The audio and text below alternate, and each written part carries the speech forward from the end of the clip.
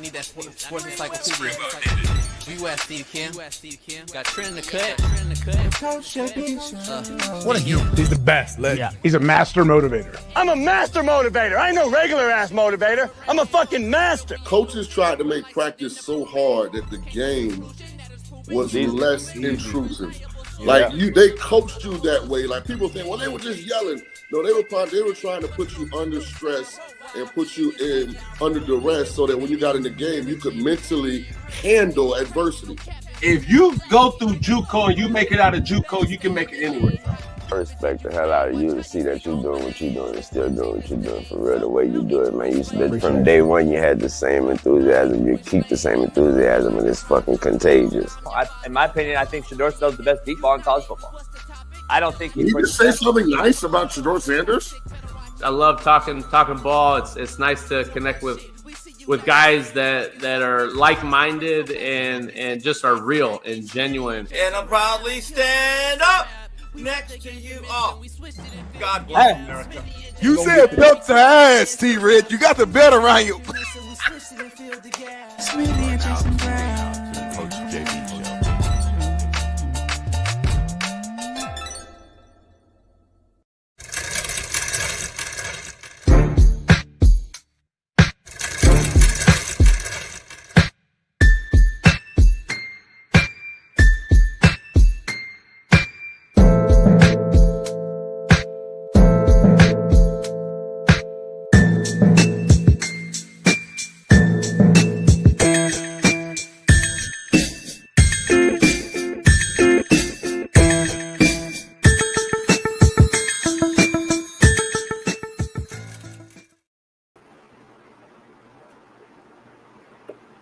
We are in the building. Chiefs Queendom, please stand up.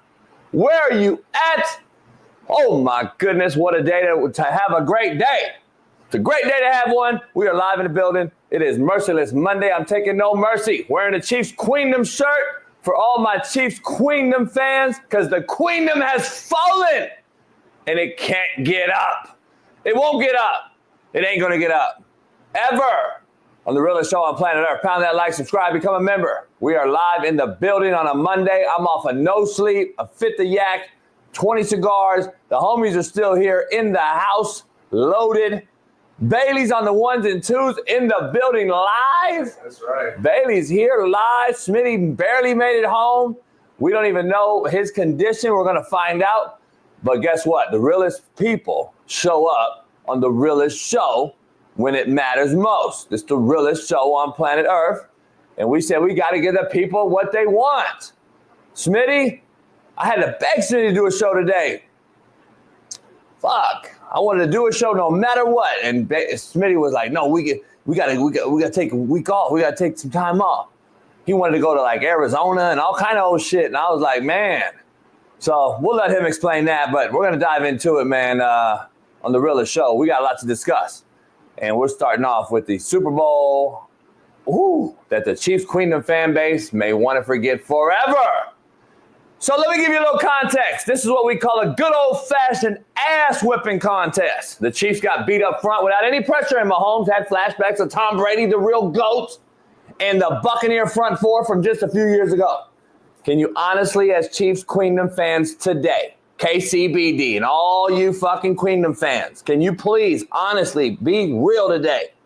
Can you sit up here today and tell me that if Mahomes was on any other team, he would have 3 rings after last night's performance? No, you can't. Or you just simply so embedded in fallacy and wear Stevie Wonder reading glasses that you can't fucking be truthful with yourself. He got rattled. He escaped the pocket. He couldn't hit simple hitch throws 8 yards away when the pocket was clean. But let's pump our brakes, people, because JB's a real one, and I got to be real. Because today will be all about the hate of the Chiefs Queendom due to the Swifties, Taylor Swift's hate, Kelsey hate, and all the winning that has been happening over the past few years. Andy Reid will be back, people. They're favored to win the Super Bowl in 26 already. The lines are out. He'll be back, and this team isn't done winning, in my opinion. Can they win another Super Bowl or 2? That may be the real question, but what do I know? Let's dive right into it, man. My main man, Far East Sider, 317. LeBron hairline having, Lamar Jackson loving, and AR5 jocking. Caitlin Clark swinging, my main man, right from the house, Big Smitty welcomes him in. What's going on, y'all? It's Super Bowl Monday, man. I got my Mardi Gras beads on. Y'all know what that means. If you don't, then you don't. If you know, then you know. Good touch by me. That was a good touch by me, huh? Huh? Oh. Having the broads hand those out. But the thing is, you know, they was gonna do that. The broads just did it upon themselves. You didn't ask them to do that. So shout out to them. Hey, can you tell them what I bought with you? Shout out to the ladies. I purchased them just for that reason. The girls knew that that's what their job was, and we'll dive into all that, Smitty. I'm glad you made it home. I'm disappointed about something that happened with that too, by the way. But we'll talk about that later. What's up? You promised me something at your party that I did not see. We'll dive into that a little bit later, though, because we right here live on this beautiful Super Bowl Monday. Got my man W. Roth Morrison. Smitty was not in the lounge. We got KCBD. KCBD's in the building. TJ Too Nasty and everybody else, man. It's going to be a good show. Smitty was not in the cigar lounge when the bitch was massaging everybody, huh? Yeah. All right. Anyway, this motherfucker was outside. I'm just trying to figure out, is that what he's talking about? I don't know. Hey, JB's loaded right now. Hey, I got people left shit. I don't know who the fuck these are.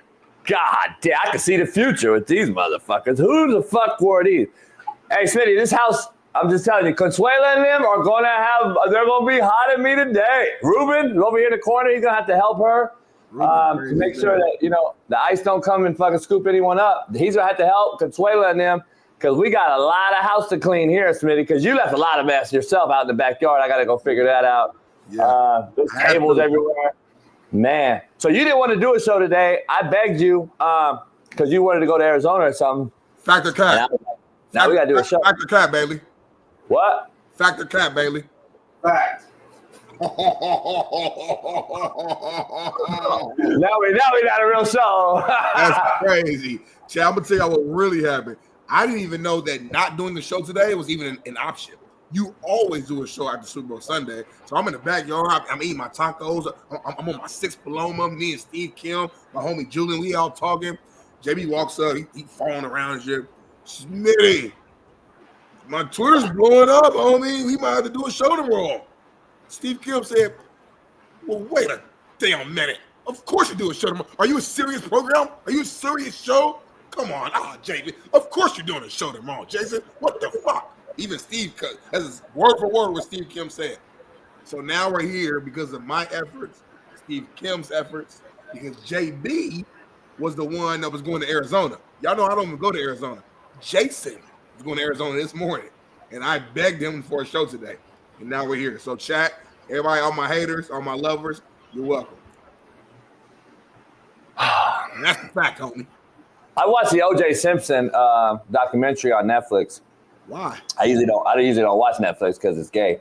I stayed away from watching Netflix, but I watched the O.J. Simpson Netflix documentary, and it's crazy because Furman got on there, the racist cop. He got up there, and he pled the fifth to a lot of shit, and that's what I'm going to do, and we're going to move on amicably. So let's get this party started. We got a lot going on, Smitty. We on X, we on YouTube, we on not on TikTok because they got me banned for another week. But I'm rocking this red for two reasons: the Chiefs Queendom fan base, and my Hub City Bumpton, baby, because that motherfucker killed it. Red, white, and blue. No naked broads running around. No gay weirdo shit. No kids exposed. Hood cat. Now, me and my homie that kind of been around Kendrick his whole life, Smitty got to meet him. We wasn't with the bell-bottom weird shit jeans. That's us. We wasn't. Smitty broke it down why, but me and my boy Scooter, shout out to Scoot, we wasn't with the bell-bottom jeans, tight jeans shit. Can't be hood and then been bell-bottoms. But anyway, Kendrick, we'll give you a pass because, you know, you threw it up. The jacket was clean. No, the jacket was fire. Yeah, I didn't even peep the jacket, but all I know is the bell bottoms, fuck with me. But look, it is what it is. I didn't really get to hear it. I just saw it. And you know what? You could, whatever out there, everybody out there saying it was fire. Some people are like, I see Whitlock and a lot of people say it's the worst ever. I can't go that way today. I'm going to be with Smitty and the people today because I'm from Compton, Bompton as we call it. Kendrick represented. And as long as he went at fucking Drake, that's all I care about. Mention his name. Oh, Drake. He looked in the camera and smiled when he said his name. Fuck Canada. Fuck Toronto. Fuck Toronto and Canada. You motherfuckers are about to be our 51st state, motherfucker. Drake, you better recognize. And I heard there was a hit on I heard there was a hit on the motherfucker, Smitty. If he performed Get Like Us or Not Like Us, I mean, if he performed Not Like Us, that there was a hit that he put out on him. I wish the motherfucker would. Toronto, you better stand up, motherfucker. Compton made you. Don't get it twisted. Compton made you. NWA made you, motherfuckers. Who the fuck do you have? Weekend?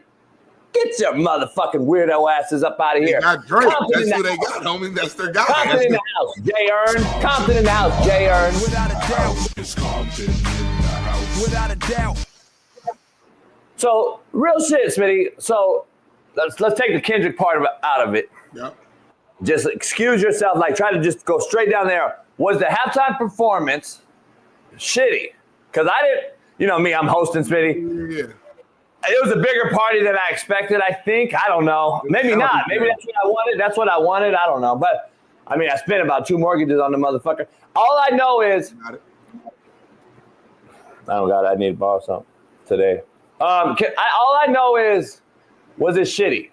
Nah, it was a really good performance. Like, and be neutral, be great for all these, the weirdos that are gonna hate it and all that. Be without Kendrick. I'm not even like a big Kendrick guy. I like him, but I'm actually prior to all this, like take the beef and all that stuff out. I think Drake got better all around music than Kendrick did. I still believe that. So I'm not like a Kendrick guy, but the creativity with Samuel L. Jackson being involved, that caught me off guard.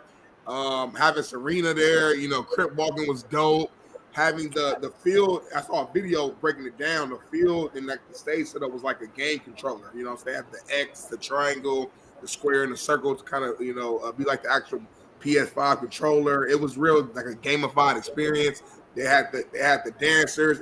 It was black as hell. They did a lot. And he actually threw out some of his older songs that I didn't think he was going to bring out. So I was okay. That caught me off guard too. So I thought he did a good job, and I love how he teased Not Like Us before finally getting to Not Like Us too.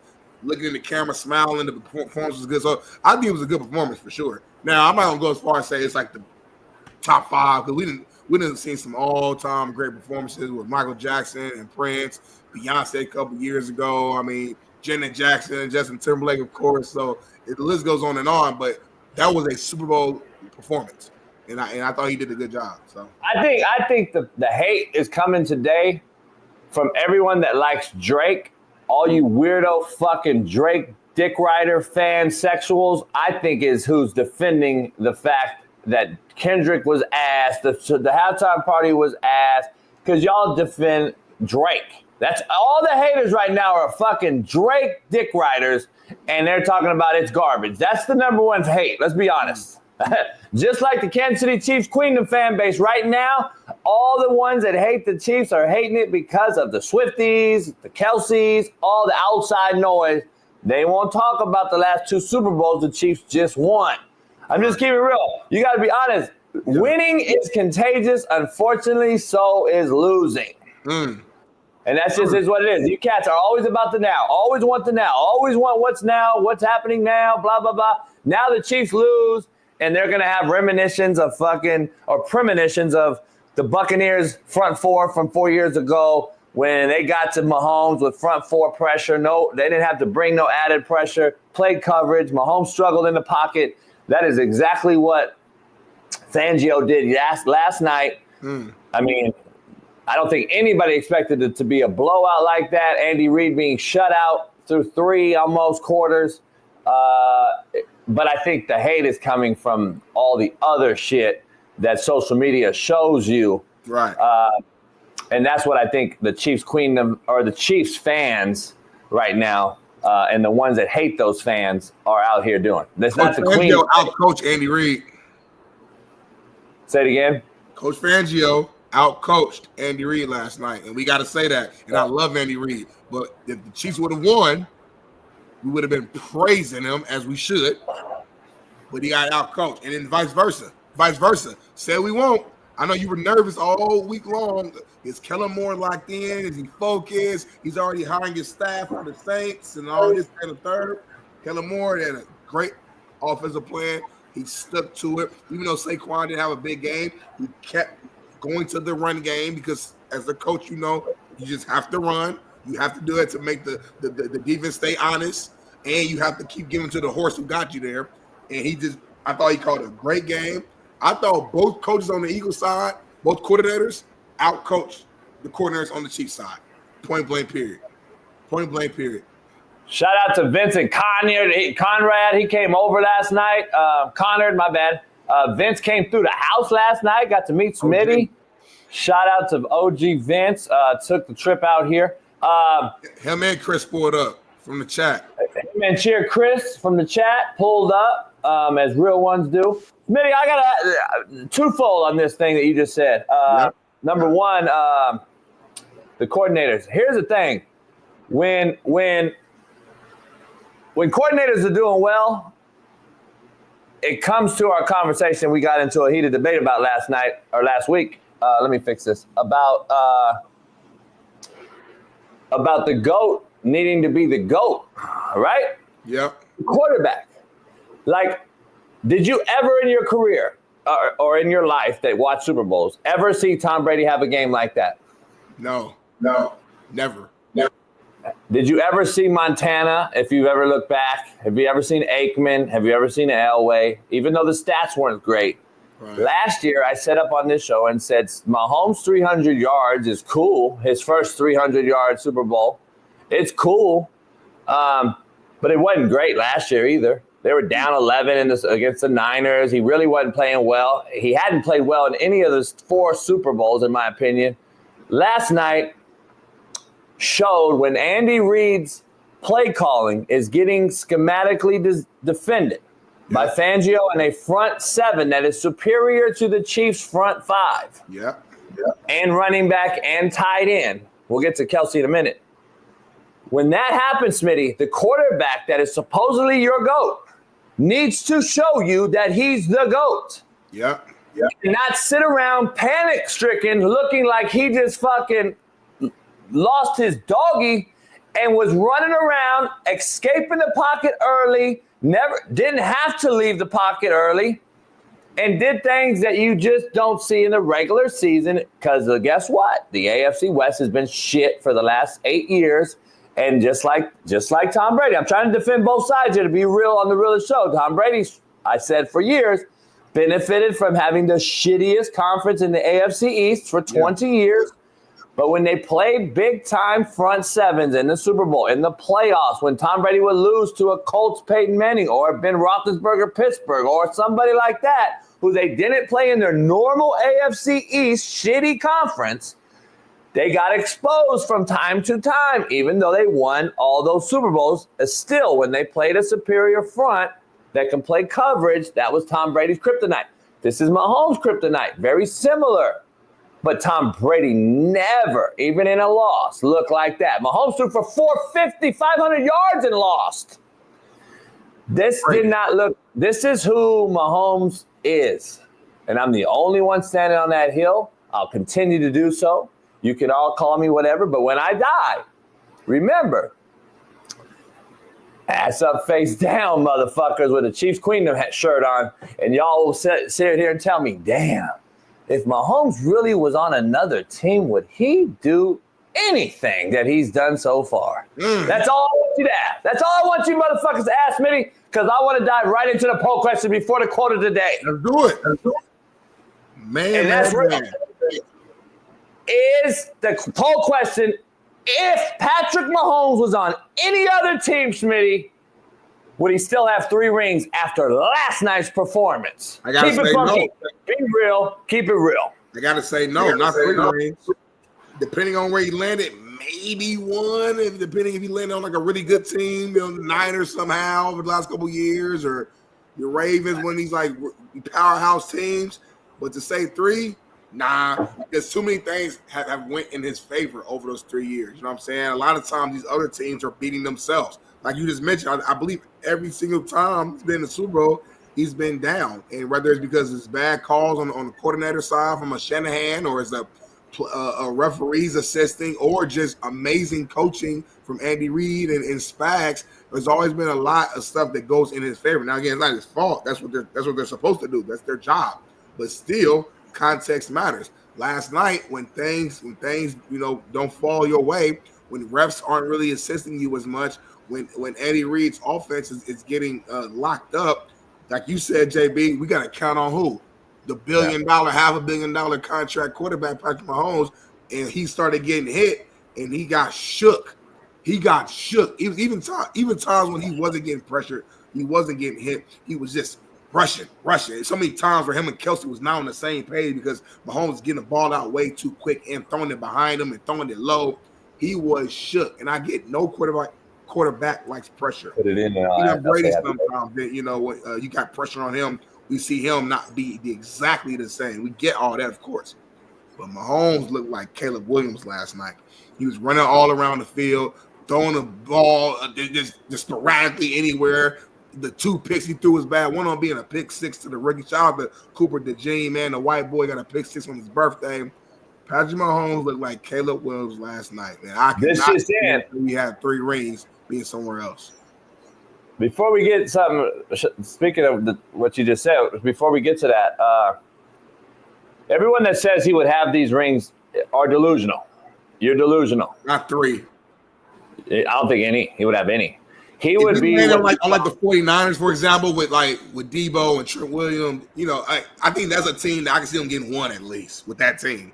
You know what I'm saying? Like Jimmy G. But here's the thing, like, shout out to Cooper DeJean. Shout out to his birthday. He sent me this picture. It was on his birthday. Shout out, happy birthday. That's happening right now, homie. It's happening right now. Cooper DeJean, shout out to you. Happy birthday. Smitty. It's a bad white boy. Here's the issue. Let's be real. First of all, where did he get picked? When he got picked in the draft, and et cetera, has to fall perfect for quarterbacks in this history of football that have had success. And then we've had great quarterbacks that we thought were number 1 guys, all-time Hall of Famers, and ended up being bust because of the teams they were selected to. Right? All these first rounders that have been bust, more bust in first round than any other position, obviously. And we can sit up here and question all this shit. I saw Patrick Mahomes play at Texas Tech, surrounded by a bunch of average Joes in a conference that was just better than them. And I saw it's Patrick Mahomes. We would see that Patrick Mahomes again.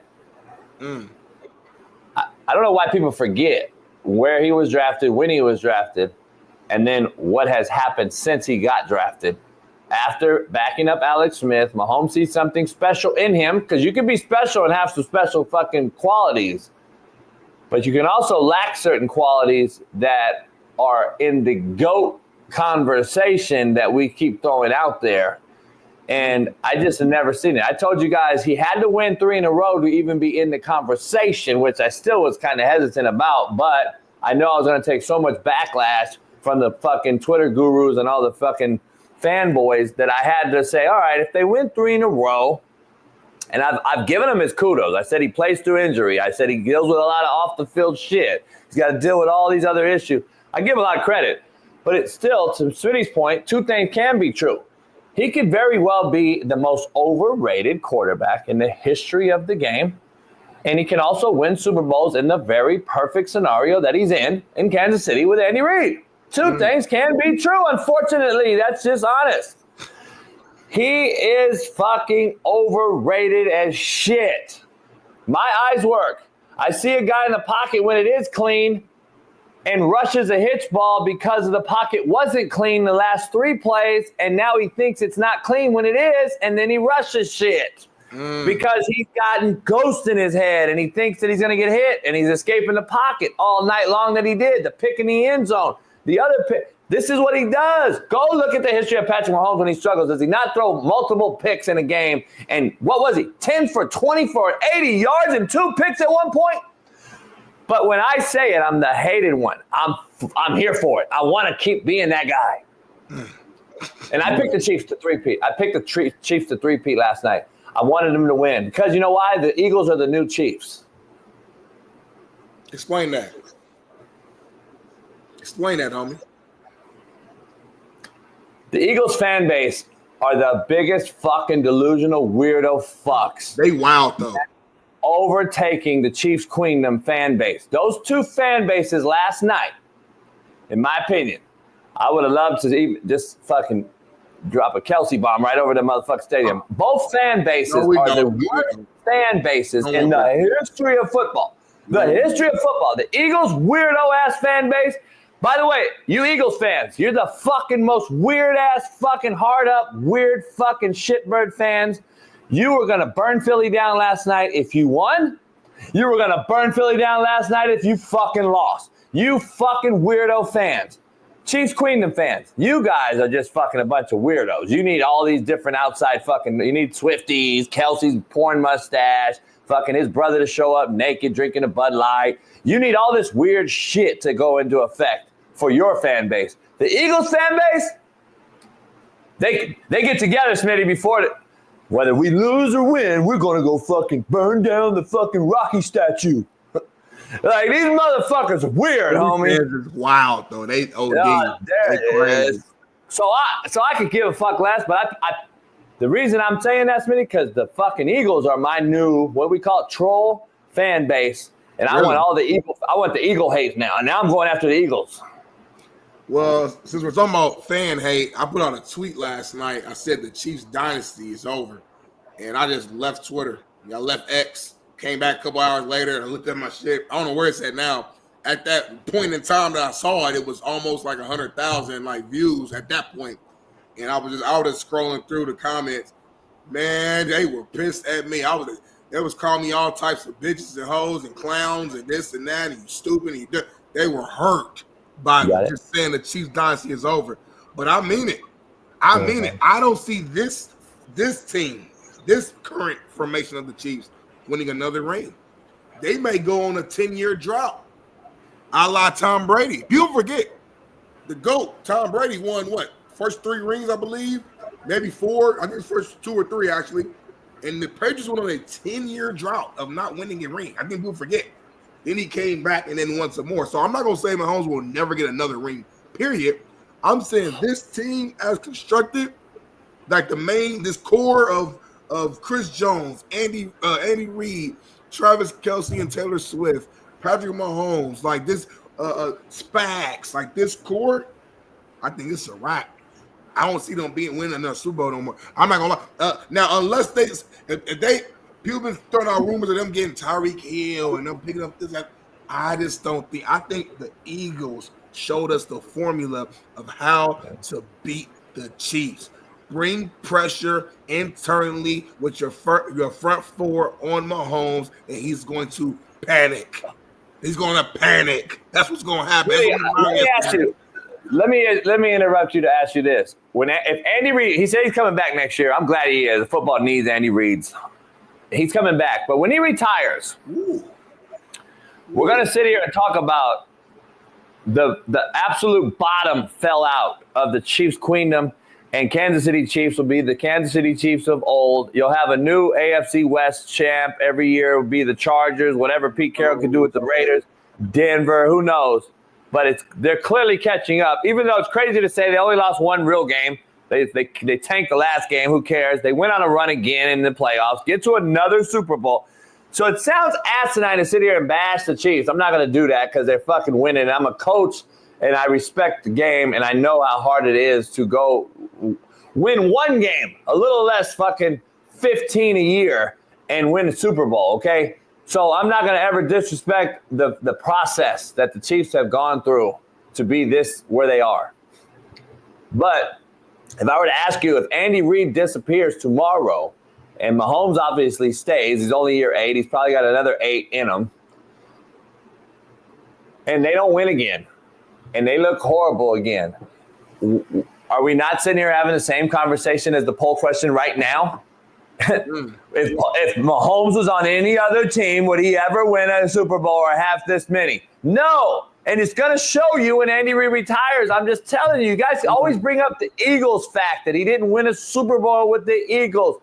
Context matters. The NFC East, the black and blue conference at that time mattered. By the way, every quarterback he's ever touched has gone from here to here. Every single one of them. Name one that hasn't. Andy Reid got Michael Vick a $100 million contract after jail. He got fucking AJ Philly to Pro Bowl status. He got fucking Chad Henne. He's coached these guys that have never missed a beat when they come in the game for Andy Reid. It's called coaching. It's called coaching. That's what he does. And listen, he beat the Eagles 2 years ago. I know he probably wanted to beat them again because he coached there. Didn't happen last night. Front four got to Mahomes. That's what the kryptonite of great quarterback play is. Play coverage, cloudy their judgment, and make them run around. That's what they did last night. So it is what it is, Smitty. I agree with you. It's going to be tough for the Chiefs with the salary cap and the way their roster is constructed, as good as it is for Andy Reid. Because you look around the Chiefs roster, and you can say, damn, the Niners roster is better. The Eagles roster is better. I can go all over the place, right? All these rosters that are better. Yeah. But at the end of the day, it fits Andy Reid. But O-line wise, they continue to lose big parts up front, and they really can't replace them when they do have to play an Eagles team like this, where they front four that's as good as the Eagles is, the best in football probably, where they don't have to bring pressure. And you try to run the ball or try to step up, and you run into a Jalen Carter who's blowing up your center, or Jordan Davis who's blowing up your center. Or who was it? Melton. Everybody was eating on that D line, man. And I don't know what happened, Smitty. Besides you being fuzzy right now and blurry, I don't know what happened. At all. I don't know what happened. I don't know what happened with the run game script, and I'm not going to question Andy. It never will. He got away from the run, I thought, too quickly, and it became a 7-on-7 tournament out there. And shout out to my girl, man, for showing up at the house. The owner, CEO, and operator of Pylon, the largest 7-on-7 passing tournament league in the world. They have over 200 teams. They go city to city. She's on her way to Chicago right now for a tournament after she came out here last night. Yeah. My main girl, Erica Jackson, known a long time. Her and her friend came through, so shout out to them. Shout out to both of them, man. Showing love, man. Just had a good time. Yeah, they did everything. You gonna fix your camera or no? What's wrong with my camera? It's horrible. No, it's not. I think it's on your side. My camera looks perfectly fine over here. Ask the chat. Is it him or me? It's you. Yeah, it's you. Chat. Myself is perfectly fine. Chat says it's you. Chat says it's you. No, it's not. I'm telling you right now. Hey, you know what's the crazy part? Erica Jackson, she knows because she'll sit here and we were sitting next to each other fucking around all night, talking. Yeah. And she'll tell you straight up. She was talking to my buddy Eli. Shout out to my boy Eli. He's the head coach at Hamilton High School now in LA. She was telling him, like, JB hates 7-on-7. He hates what I do. Blah, blah, blah. That's a real one. She knows I hate that shit. She knows I hate 7-on-7. And that's the owner of the largest 7-on-7 fucking tournament. She knows I hate that shit. But you know what? Each his own. That's fucking still good for kids to get them out the hood. Bottom line, if you want to get them out the hood, go play some 7-on-7. I don't have no problem with that part of it. Like, that's part of it. Like, when we fold JUCOs and we fold high schools and we stop playing youth football, in especially cities like LA and Chicago and New York, you fucking are throwing kids back out into the fucking, product of their environment. Mm-hmm. That's what you do. So 7-on-7, I have no issue with. I've even talked to her about other things that off the air, but to enhance what they do to make players be more battle tested when they get to the next level. 9-on-7, put some pads on the tackles and the DNs and make them give the QB a real rush. Shit would change the game. But that's a whole nother conversation for another day. We'll have Erica on maybe this week. So shout out to her and them. Let's get into the quote of the day, Smitty, real quick before we keep moving on the loaded line. Let's do it. Brought to you by BetUS. You can get 150% bonus up to $2,000 on your first deposit. Use promo code Coach JB. Tell them Big Smitty and JB sent you. And bet on the #1 betting site in the world. Not just a city, not the state, not the country, the world. Quote of the day, Smitty. This is perfect for last night's game. Say it. The tiger and the lion may be more powerful, but the wolf doesn't perform in the circus. Can anybody understand what I just said? Because I don't think you do. The circus is the Chiefs Queendom fan base, and the Chiefs Queendom and the Kelsey and the Swifties and all that shit that performs in the circus finally caught up to them. The tiger and the lion has been the Chiefs for a long time. The Eagles were the wolf last night because they didn't perform in the circus, Smitty. They didn't fucking let all that bullshit happen. They are talking Sirianni being fired if he loses another big game, and Jalen Hurts couldn't get it done in the big game. By the way, who's the only person on this fucking planet Earth? I think I was on All the Smoke with Matt Barnes. I think I was on this show. I think I told Whitlock. I think I told everybody. For them to win, who has to be the MVP? Jalen Hurts. Well, who was it last night? Jalen Hurts. Are you sad when you say it? No, I'm just saying it normal. Jalen Hurts. You mad when I'm right? Jalen Hurts. You mad when the white dude's right? It's so rare that it's like whatever. I just know that you will take that one small win and you're gonna use it for the rest of the year. So it's gonna be 2026 next Super Bowl. You might. Who said last year that Jalen Hurts would be MVP and need to be MVP? Well, okay then, but what do I know? It'd be 2027. You still talking about shit, so that's why I get a little sad. Hey, not like us was playing outside, and I went and changed the shirt and walked back in. The fucking house went crazy. You should have saw it inside. Then I walked outside, and I went to the lounge. I got all these things going on. Anyone know where my lighters are? That shirt stink. By the way, somebody stole my lighters. Really? I'm just kidding. I'm not going to throw that out there. They're here. I was just fucking around. I couldn't find them this morning, but I found them. As BPS, though. Accusations right out the gate. I was like, who the fuck stole my shit? Call Smitty. Why you ask me, though, homie? Why call Smitty? Yeah, that's what Bailey asked me.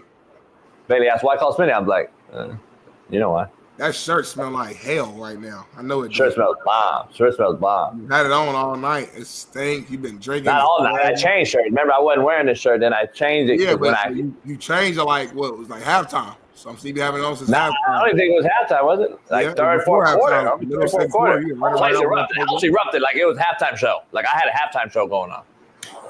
Man, you know what I know you didn't do? I don't know how much you drank. With the shirt on. Like, you had a lot going on with that shirt. I don't know how much you drank last night. You didn't smoke a stick, so I don't know if it's because of embarrassment, because you liked the wrong end, secondhand embarrassment. I don't know. Each his own. I got to say a little bit of my voice that I got left. You gotta understand, you didn't come in the lounge with the homies. The homies was in here. This was like the real area. 30 people in here the whole night, smoked out. You didn't come in here one time. I went in here and we were arguing about the top 5 greatest Cowboys. I was in there arguing like a motherfucker. I was working the right in the beginning before anyone came in. Yeah. I was working the whole house, homie. You gotta understand, Coach JB. I was in NOLA. It was fat as hell. I'm working 12-hour shifts. You know, Erica was there. She said she saw you. You know, Erica was there too with you guys. That was here last night. Erica was. Me, homie. Yeah, she said. She goes, damn, I think I saw him at Radio Row, and I'm like, really? I go, yeah, he was there. She goes, damn, I knew because she was taking pictures with everybody too. You know, shout out to Pylon too. They had 7 players in that game last night. So that's another reason. Yeah. But yeah, she's from Pennsylvania. She's a Pittsburgh fan, but she's from Pennsylvania, so she rooted for the Eagles. Shout out to her. She had a Jerome Bettis jersey on. Make sure y'all follow her online on Instagram. You know, follow Pylon support. But it was crazy. My point is, though, I'm there. I'm working 2 days, back-to-back days, 12-hour days. Then I'm going out. I went to OBJ's party. You know, was up all day there. Then I went to the athlete's first party where TJ Houshmandzadeh was a part of a spades tournament. And he won a Rolex. Wow. Yes. His team beat Sheldon's team. And then won the championship. And then he won a Rolex. So shout out to your hoops. Then I got back on the PJ. And then I landed and I immediately came to your house. So like my voice is gone. Did you go to the Diddy party? He's in jail. I know, but I heard he had a party still. I was hanging with like some of his people, but I wasn't with him. I went to OBJ party though. OBJ is kind of an extension of that party. But anyway, his party was popping. Though. I ain't gonna hold you. His party was popping. Yeah. Contrary to belief, I'm a real one. Contrary to belief, brought to you by Prize Picks, Smitty. It's funny that we led with that because there's a great contrary to belief. Head on over to Prize Picks. Use the promo code Coach JB. When your intentions are pure, you don't lose anyone. They lose you. Contrary to belief. My intention has been pure, Smitty, for a long time about the Chiefs Queendom. My intention has been pure. I've been the only one pure with the takes of the Chiefs Queendom fan base, the most overrated quarterback of all time, and Patrick Mahomes. All this shit that's going on. Shout out to Roy who took the picture. Horrible picture, Roy. You got, I don't know why. It was blurry. We got to fix your camera, and you got a great camera, and I don't know why it's blurry. Roy was lit, I think. I think he was just fucked up because I didn't even see Roy the whole night. Roy was like in a corner by himself. Every time I saw him, he was by himself in the corner with his hoodie on. I'm like, damn, Roy, you all right? And I'll just say bye to him, and then we go from there. So, but man. Listen, hell of a game. Shout out to Erica. Erica just texted me, make sure she got home and shit. And she goes, thanks for mentioning me this morning. So she's watching right now. So shout out to Erica. Shout out to Erica. Shout out to Erica. Hey, I'm just telling you, Smitty. When your intentions are pure, you don't lose anyone. They lose you. I've lost a lot of people, Smitty. I've lost a lot of people, Smitty, with this Queendom fan base shit. I'm just telling you. Top 25. Top 25. Hey, let's dive into the topic. I want to dive into something with you because this guy, who's very controversial with everything that he does off the field, and a lot of people are saying he's a first ballot Hall of Famer and all this old shit. Travis Kelce refused to officially speak to the media at the podium last night. Kelce is heavily contemplating retiring after this game last night. And I just got to ask you, does Kelce retire? Man, I think Kelce comes back for one more season and then retires. I don't think he wants to go out this way. Now, the risk is that I think next year he might go out even worse, meaning they lose in the playoffs, like the divisional round or the AFC Championship game, don't even make it.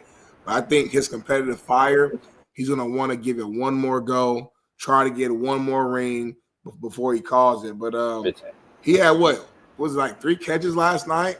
I think in like the first half, he didn't even have a catch. And Mahomes couldn't even, and it wasn't even on him.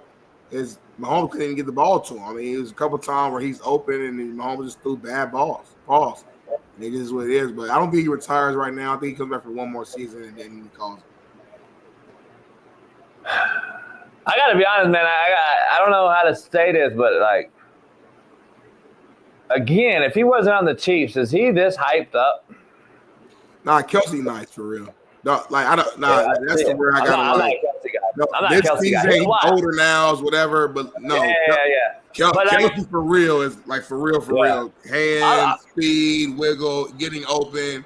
He's one of the greatest Titans we've ever seen any era. That has nothing to do. He's legit. He's for real. I don't want. Yeah, I don't agree. Nah, he's legit. Stop, man. Yeah, I don't agree. I never have. Here's why. Don't let this year. I'm not worried about this year. I'm not worried about this year. These big time moments, getting open, finding the holes, hands. Like Kelce's legit, man. We can't. Yeah, I'm not. Like, here's the thing. Come on. No, it's all right. You could be mad and all that because I'm not. You know, Jason. No, I know that. I think he's overrated as shit. Here's why. Kelce. Yeah, Kelce. Yeah. You want to spell his name, motherfuckers? Here's the issue I have with this motherfucker. Stop drinking pink lemonade, homie. Here's the issue I have. He's not near Tony Gonzalez. I don't know why they keep saying he's better and all. He's not even close to Tony Gonzalez. I'm just gonna be honest. He's not even close to.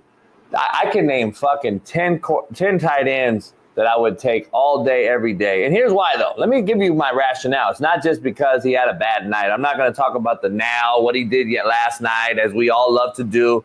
Sure. What have you done for me lately? Because I always talk about what have you done for me lately. I agree with Smitty. Again, we want to talk about all of this greatness, but we got a guy y'all are claiming to be the GOAT in the Queendom fan base who can't get him a fucking 8-yard hitch ball. So, first of all, let's address the elephant in the room. The guy has clean pocket last night. I fucking ran outside because this motherfucker's throwing dirt balls with a clean pocket to a 6'6" tight end, to Smitty's point. So, first of all, let's get the quarterback to get the guy the ball when he is open. But I got to be honest, there's what changes tight ends from being great to being good. If the Chiefs had a legitimate tight end, well-rounded tight end, Hall of Fame first ballot tight end that y'all claim him to be, yes, they would have put his bitch ass on the end line of the scrimmage and they would have ran the football at his ass. They've never done that with Travis Kelce. You know why? Because he can't fucking block nobody. He don't want to get his nose dirty. And every Hall of Fame tight end from Tony Gonzalez to Shannon Sharp got their fucking nose dirty, from Mackey to fucking Gronkowski, and put their nose and dick in the dirt and buried DNs, buried Sam backers, buried outside safeties walked up, and they could run the ball, which allowed play action to even hit more. But they can't do that with him, homie. Why do they use run, play action, pass game with Noah Gray more than they do with Travis Kelce? You know why? Because fucking Noah Gray sticks his nose in the dirt and will get busy, and they'll allow him to have a full complementary of offense when Andy Reid wants to call it. This guy's a pretty prima donna who has to be expanded from the box, put in space, and guess what? To Rob's point on the show Monday with Eric Weddle and everybody, we had 3 Super Bowl champs on last week, my boy Nink. Did he not say it blows his mind why we don't see anybody mugging him at the line of scrimmage and how free released he gets, how many free releases he has? And I said, damn, Belichick would have never let you guys do that, huh? He goes, fuck no. And when we did play them, guess what? Look at the film. We eagled his ass at the line of scrimmage. Eagle knows what that means. Put a Sam backer at the line of scrimmage, a 3-5-9 with the Sam right on his ass. Why do we see so much 3-9, Smitty, with the fucking nobody over the tight end when they play them? And last night, the Eagles at least mugged him a little bit more. And Fangio gave him some friction at the line of scrimmage, which Smitty will tell you, if everybody's covered up, his job will be easier as a 3-tech and as a shade because everyone's covered up. We get tight end free release, Smitty, as we've seen over the years with this guy. And we see the numbers he's put up, but it's to free release, no fucking friction at the line of scrimmage. And guess what? He is a great pass-catching tight end, and he is great in space, to Smitty's point. All right, thank you. But Smitty, if you're going to be a tight end, okay, then put him in the Hall of Fame as a wideout then. I don't care what you put him in. He's a Hall of Famer. I don't think they go in there as a fullback. He's a Hall of Famer. The man got 7 years where he's gotten over 1,000 yards receiving. 3 of those double-digit touchdowns. 3 of those he's gotten over 100+ receptions. The big moments, the big plays, the big catches he made in the Super Bowl, which is a plural with a Z. AFC Championship games with Z's. All the big moments, big catches. Yeah, you're not going to be great at every single thing. There's D linemen who are great pass rushers, not great to get the run. There's corners who are great in zone, not great at man. There's all types of, there's quarterbacks who don't have the biggest arm, but they can really break down the defense.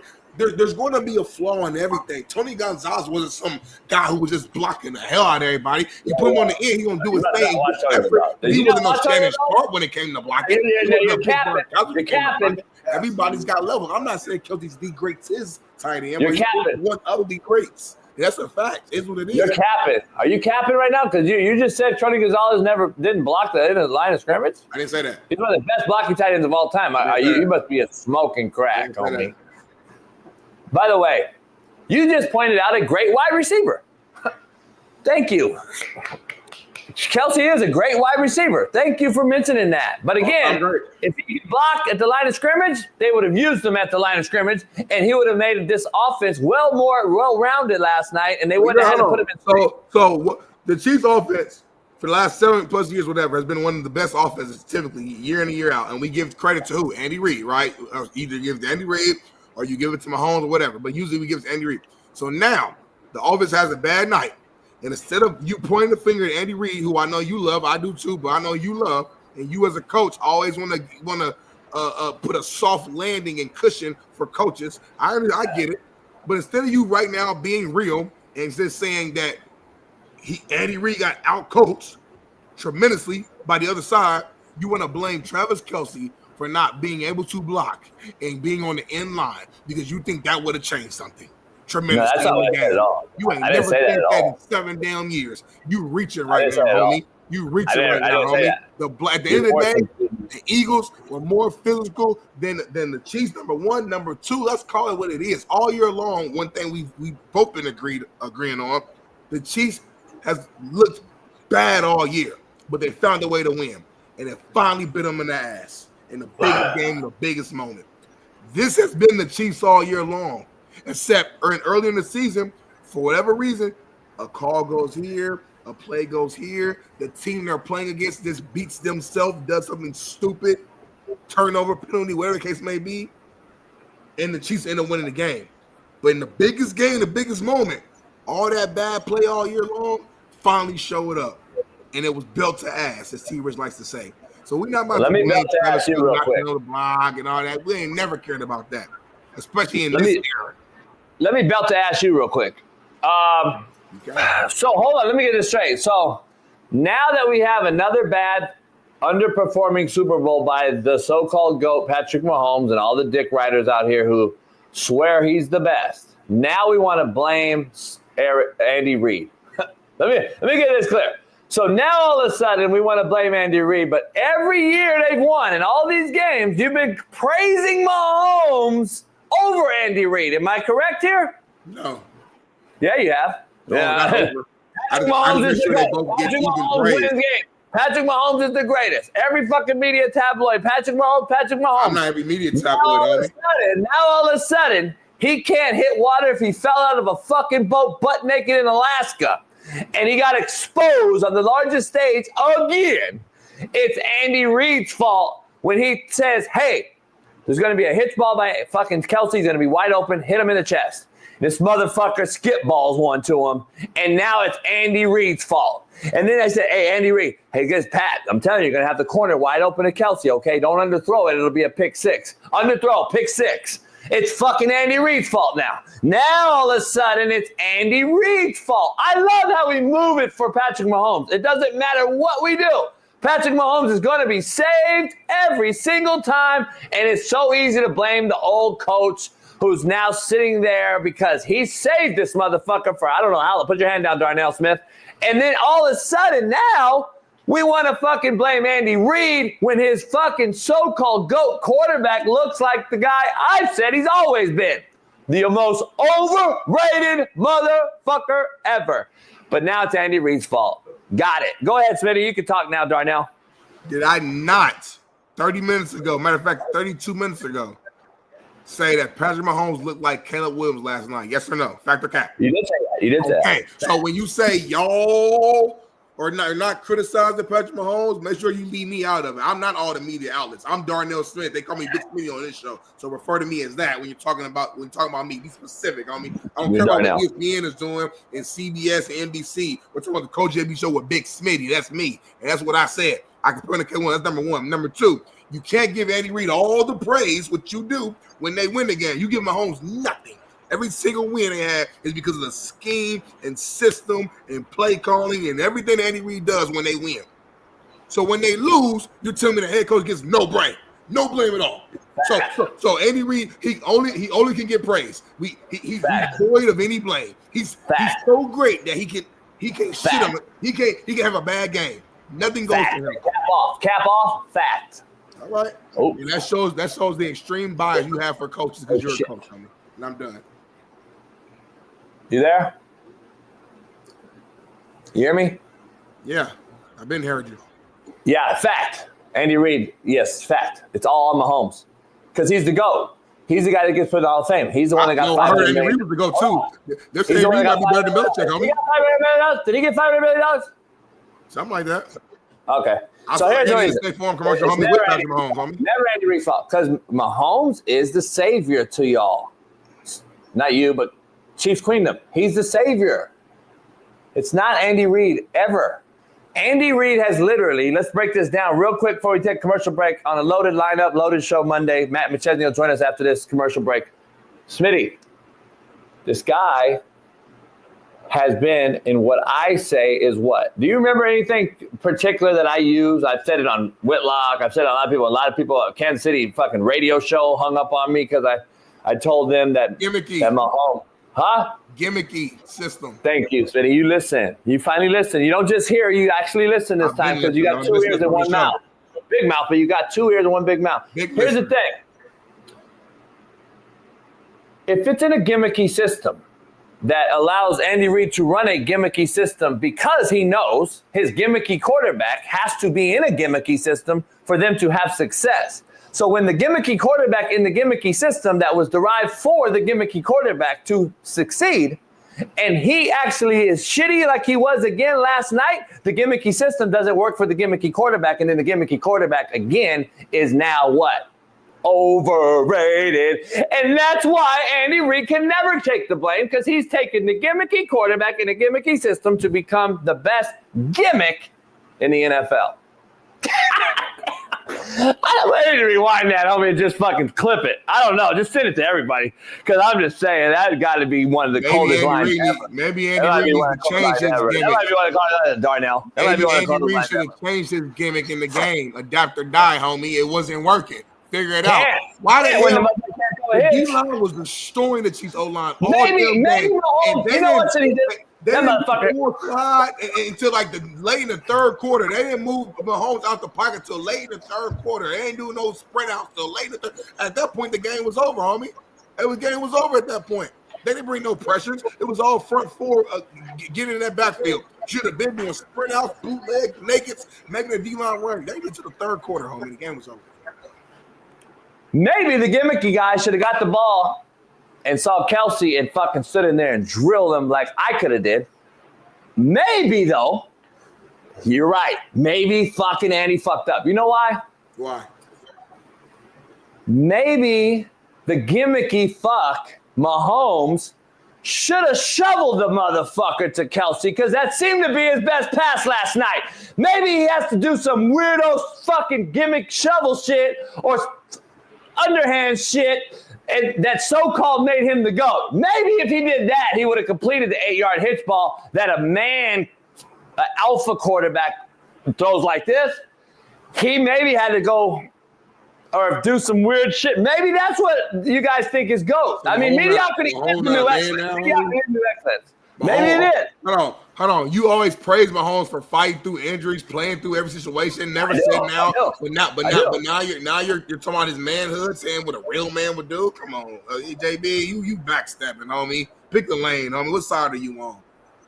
I'm not sitting trying to defend Mahomes. Mahomes had a horrible game. I say he looked like Caleb Williams. We don't go. You going too far now, homie. Are we going to commercial or not?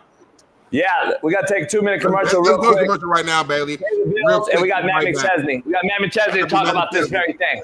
Matt, very thing right here. Give me 2 minutes. Pound that like. We'll be right back.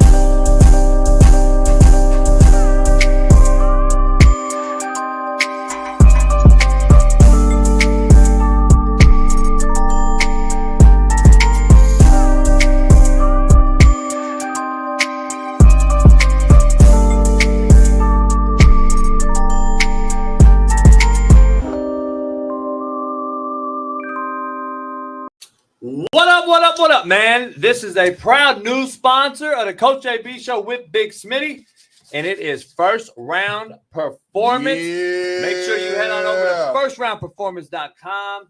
We got the merch, the gear. They are top-notch company. High quality, JB. All about the quality here.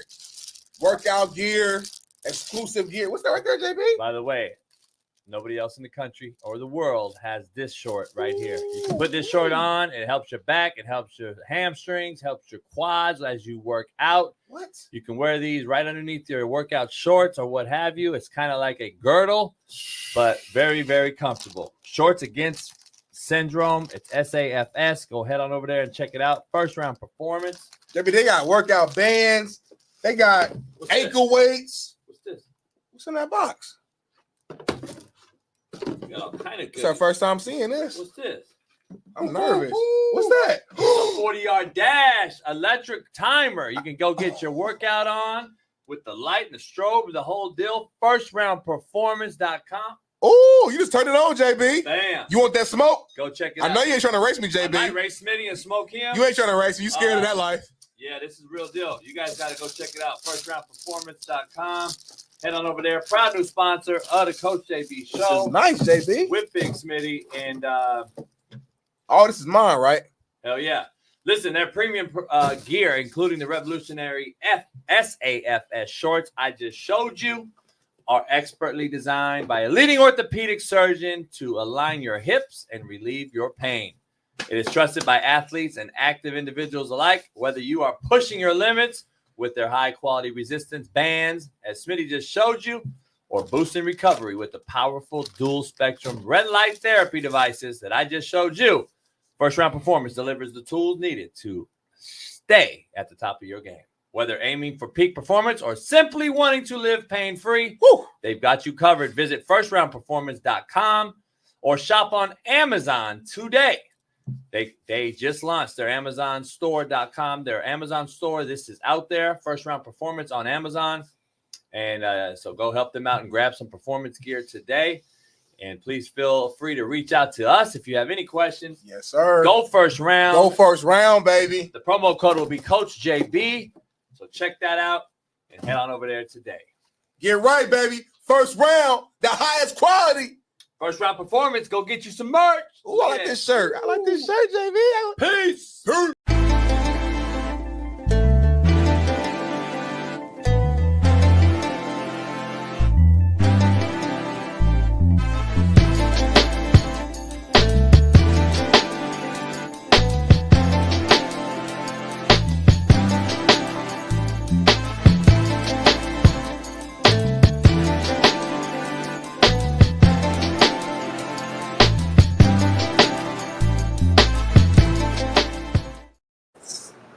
Smitty, we're back in the building. I'm glad you're on time.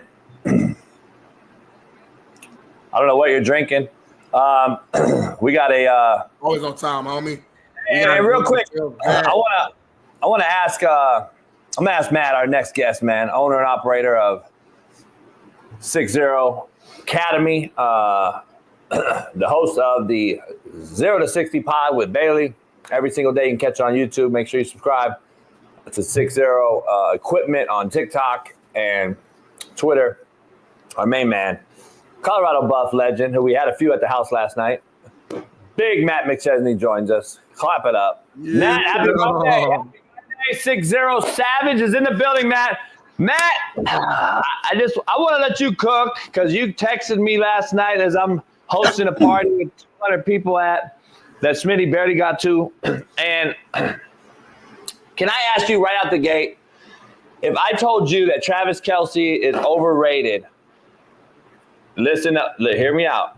Due to the 7-on-7 era and refusing to get as an inline tight end and block the front and only be expanded to run routes, is this not a product of 7-on-7 in totality when we see tight ends that are freaks of nature like Kelce and these other guys in space who are just dominant with the ball but refuse to put their dick in the dirt and do what we used to do with Tony Gonzalez and Mackey's and Gronks and all these other tight ends that we've seen that have been great and gets their nose dirty. Even Shannon Sharp got his nose dirty. Is this because 7-on-7, or is this just because of the human being himself being put out in space more or less? Well, I don't know how you can look at Travis Kelce and think he's not a dominant force of NFL history. I mean,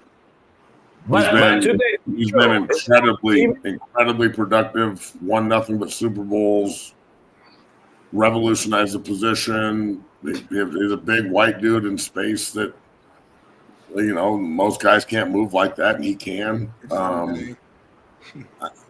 They've got other tight ends to block. I don't, you know, like everybody's flexed. Antonio Gates was flexed. He never blocked a fucking soul. And you brought up Tony Gonzalez.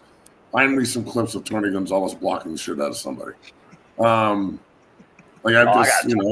Sharp had Dwayne Carswell, bro. Dwayne Carswell did all the inline blocking. Shannon Sharp was always flexed and in motion. So, I think Travis Kelce has been phenomenal, and he's a first ballot Hall of Famer, and I think he should retire. I think he's cooked. I don't think he can play anymore, but I think he's a first ballot Hall of Famer that just was an incredible talent. Thank you. I agree. Yeah, I don't think he's close to Tony Gonzalez, but that's just me. I think you have to block the line of scrimmage to see your full potential in the offense. When you can block and then I can run play action with you, I can use Noah Gray all day long to block. But I never saw Tony Gonzalez ever contribute to a Super Bowl winning team. Well, yeah, his teams were pretty shitty. One with Priest Holmes was the only good one. That's not. There were 3 or 4 times with the Chiefs where they had the number 1 seed when he was on the team. With Patrick Mahomes, with Priest Holmes, that team was great. Larry Johnson was a rookie. We were far from shitty. I didn't see him I didn't see him taking Kansas City over the top the way Kelsey did. Kelsey and Mahomes is like Montana and Rice, bro. You can't. It's like Gronkowski and Brady. It's that you can't say one without the other. And I didn't watch that game last night and be like, damn, this is Kelsey's fault. Yeah, I can call like a million people that would say Tony was known for blocking first. I don't understand how he didn't block. I was there. I mean, the motherfucker was a cold blocker. I don't know where the no blocking came from. He's an incredible football player too. Yeah, we're not dissing him. The other day, he's a dog. We're not dissing him. I'm just saying that it's okay. Okay. Kelsey, Tony Gonzalez isn't in the fucking Hall of Fame for blocking people. Shut the fuck up, everyone. Thank you. That's what we're saying. Like you can sit there and post pictures and shit. Oh, look, he's blocking. Like a dick. Like he's not in the Hall of Fame for blocking. Shut up. We can find that same picture, Matt, with Travis Kelsey. I guarantee fucking to you. If I type in Travis Kelsey blocking, I guarantee you find the same. So again, we're not. Come on.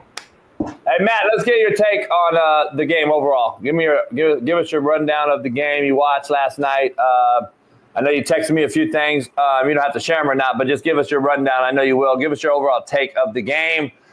Andy Reid said he will be back next year already, so that's good for football, in my opinion. That's good for the NFL. 64, he'll be 64 years old. We need the old heads still, a few of them sprinkled about. Where you at with the game overall? What's your overall thoughts? And give us a rundown of both teams. First off, hats off to Philly for revenge. They lost this game 2 years ago, a game I thought they should have won that they were up in, and they fucked it up. And, I guess the old run first quarterback adage is now dead. We can put a fucking nail in that coffin. Thank God. Thank you for bringing that up, Matt. I love you. High five to everyone out there who hates it. I hate it too. Jalen Hurts gets a ring, and he was the MVP, so you can't say it wasn't because of him, because Saquon, although he was effective in controlling the clock and getting carries, they bottled him up pretty well. They took him away, but he still had 100 total yards. Yep. Not saying he had a bad game, but Jalen Hurts is the reason they won. And that defense is that defense is mean. So you would hope that Vic Fangio comes back for the re-up, see if they can repeat. So look, huge congrats to Philly. That defensive line is damn near all homegrown.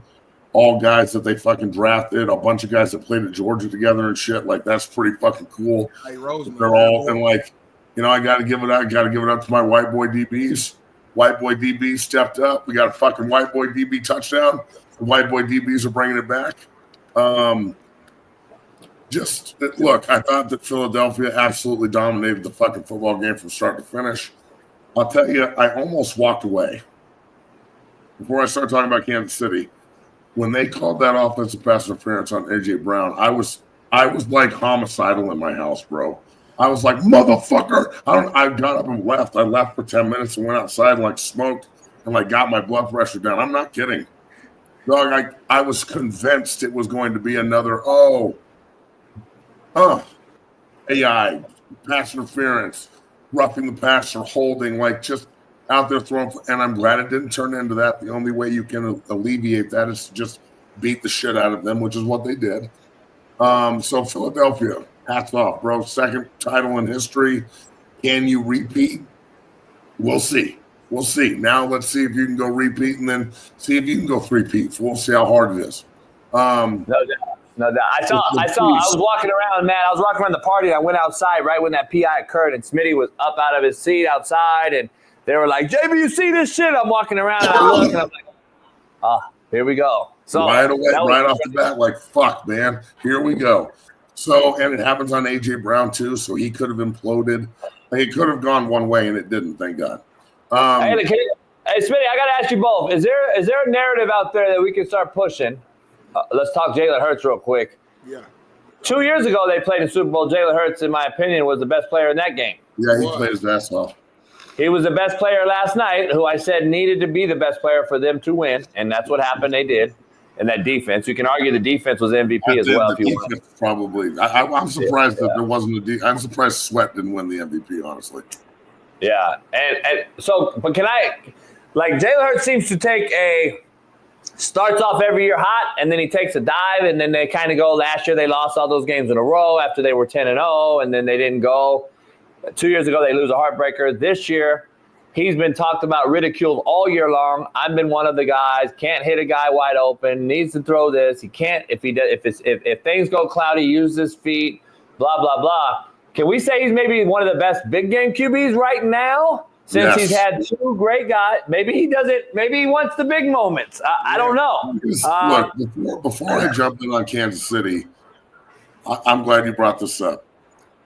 Every young kid out there, everybody that's striving to go play, and you can see yourself on that field yesterday, because all those guys were just kids looking at that field 10 years ago. Let's be real. 12 years ago, whatever it was. Kelsey, probably 20. Hurts went through so much turmoil and so much bullshit at Alabama, getting fucking benched in the national title game, and everybody telling him he couldn't play. He went to Oklahoma and went to quarterback rehab. College football, Oklahoma back in the day when Lincoln Riley was quarterback rehab, and he showed people in the NFL what he could do in that system, which was different than Alabama's. Came into the league as a second rounder. Nothing but questions. Why would they draft this kid? Remember, they had all that talent when they drafted him, and he's the one that came out on top now, smoking a stogie and holding a trophy, and he's a Super Bowl MVP. Keep your nose to the stone, baby. Just keep fucking working. Don't listen to all the talking heads. Don't listen to us. Keep your nose to the stone out there working, because I'm telling you, there's no substitute for the fucking grind. Yeah. And you don't know what it's going to get you. So that's number one. Number two, I got to fucking tip my hat to the Kansas City Chiefs and what they've accomplished. They've got, it's a more impressive run than Buffalo's 4 straight. They lost all 4 of those. It's more impressive than 3 out of 4 for the Cowboys, 3 out of 4 for the Niners. I don't think it's as impressive as the longevity of the New England dynasty, because I played in the AFC East and I was part of that, like, what the fuck are you supposed to do era. But if they keep it going and they control the division for 20 years and they're always in this position moving forward, it will be. It just time will tell there. Yeah. What they've got to compete with in Kansas City when you're talking all-time great teams. Tom Brady and the Patriots did it twice. They had 2 different dynasties. That's the only guy you can compare and go, the early Tom Brady dynasties in 2000 and 02 and 03, when they, won those games, Rams, Panthers, Eagles. Then they took like 10 years off and lost 2. And then they won 3 more. And they also lost 2. So the Steel Curtain, though, back in the 70s, Steel Curtain was unbelievable. So it's which one of those dynasties is better? Going all the way back to the 70s and the Steel Curtain, and Terry Bradshaw going 4-0. Like, Mahomes is on a list with everybody else, but he's not at the top of it right now. And this is a blemish because it was such an ass beating. Like, that was a fucking clinic, bro. He got fucking exposed. He was terrible. Man, he's had 2 of those, though, and 2 of his. He got beat up twice bad. And Super Bowls, I mean, that has to be weighed on. Like, I know Smitty's counterpart, he had a take a couple weeks ago, Paul Pierce, and I agreed with it. I said, and I want to ask you real quick, did he have to win last night to get a 3-peat to be in that GOAT conversation? Because if he didn't get it done, which he didn't get it done last night, now that we know a day after, now we're back looking at, okay, you just said it. He got exposed. He's been blown out twice in Super Bowl. can you really put him in that conversation? Put a three-peat, Matt. A three-peat conversation. Now we got a conversation. Oh, he won 3 in a row. He's in the conversation. It's not even debatable. John Elway got fucking blown out 3 times and got beat 55-10 in the last one. And nobody ever wanted to see him in the Super Bowl again. And he rode off into the sunset with back-to-back wins and the Super Bowl MVP. And everybody forgot about the other 3 quick. People forgot about the Tampa Bay Super Bowl to a point. Whenever you bring up Brady Mahomes, it's really easy to be like, well, he can't beat Brady. Okay, so now there's evidence on the table that, not only was Patrick Mahomes outplayed, but Andy Reid was outcoached. Like I haven't seen Andy Reid be outcoached in my entire life. I've never back in the day with the NFC title game problem where they lost 3 or 4. You could argue that he was outcoached in some of those games, maybe, but it was a long fucking time ago. I'm saying I haven't seen Andy Reid outcoached like he was outcoached, and Spagnuolo, and as frustrated as he was, and had no answer for anything. They couldn't adjust. There was nothing at halftime. The first drive at the coming out from half was as ineffective as the opening drive. The scripted plays didn't work. They couldn't run the football. The guys look uninspired. Travis Kelce was nowhere to be found. DeAndre Hopkins couldn't be found. They didn't throw the ball to Worley until 2 minutes fucking left in the game. That was the only time we saw him try and go deep, with the exception of the ones that they shell covered. I think they had one other one where Mahomes got fucking sacked and he was trying to load it up and throw.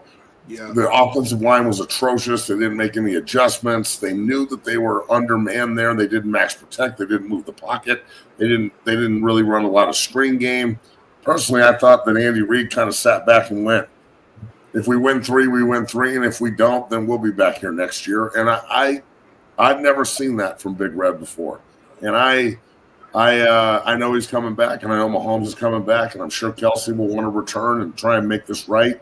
And I'm assuming, unless crazy shit happens and the world fucking starts spinning the other way and everybody gets hurt, that they will be right back in this situation again in the AFC title game and or the Super Bowl, because they, regardless of what happened last night, Philadelphia, there's just something about the city, the team, the ownership with Jeffrey Lurie, the guys that they hire as head coaches, the mentality of their great players. They're a big middle finger to a lot of people. Like, fuck you, this is the way we do it. We don't care if you're Tom Brady. We're going to beat you in the Super Bowl with Nick Foles.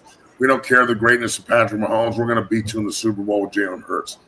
Like, we don't give a fuck. So they're kind of an enigma. Okay, I wouldn't be surprised if they lose in the wild card round next year. That's just the way that Philadelphia goes, up and down. So we'll see if they can repeat. Kansas City's been doing this for such a long time. They're not just going to forget. And this is just going to motivate them anymore. Even more. Balls in the AFC, though, man. I hear you. Kelce was nowhere to be found. Chris Jones was getting his ass whipped all over the field. Personally, I think that they will recover from this and be a good team next year. But if you're in the AFC and you watch Philadelphia do that to Kansas City last night, there's blood in the water, bro, and there has been for 2 years, and you haven't been able to take advantage of it.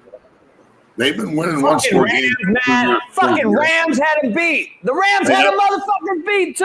I'm not talking about Philly. I'm talking about Kansas City. There's blood in the water in the AFC. I'm just pissed off that my fucking Rams had the fucking Eagles beat. Think about it like that. When I say Philly next year could be a team that loses in the wild card round, they could have lost the Rams. They easily could have lost the Rams if they fucking make one play. So this league is very. That's football, though. Well, it's also very matchup oriented. Like the Rams are a bad matchup for the Eagles. The Eagles are a bad matchup for the Chiefs. The Chiefs are a bad matchup for the Bills. But the Bills might be a bad matchup for the Eagles. We don't know. Right. So, hopefully somebody in the AFC can kind of dethrone Kansas City. That's not going to take away from greatness. They just had an unbelievable 7-year stretch, and it's far from over because they lost in the Super Bowl. If you're going to lose, lose in a championship game, there's no you go to a title game and you get the doors beat off of you. That sucks, but you were in the title game. I mean, obviously you had a pretty fucking good year. Right.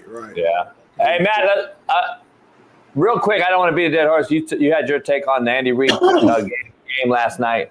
I'm always going to defend coaches, even though the bad and good. I'll call out the bad ones too. I'm more leaning on the fact that this guy, to our point, been blown out twice in Super Bowls and has been atrocious. I think he's the all-time pick thrower.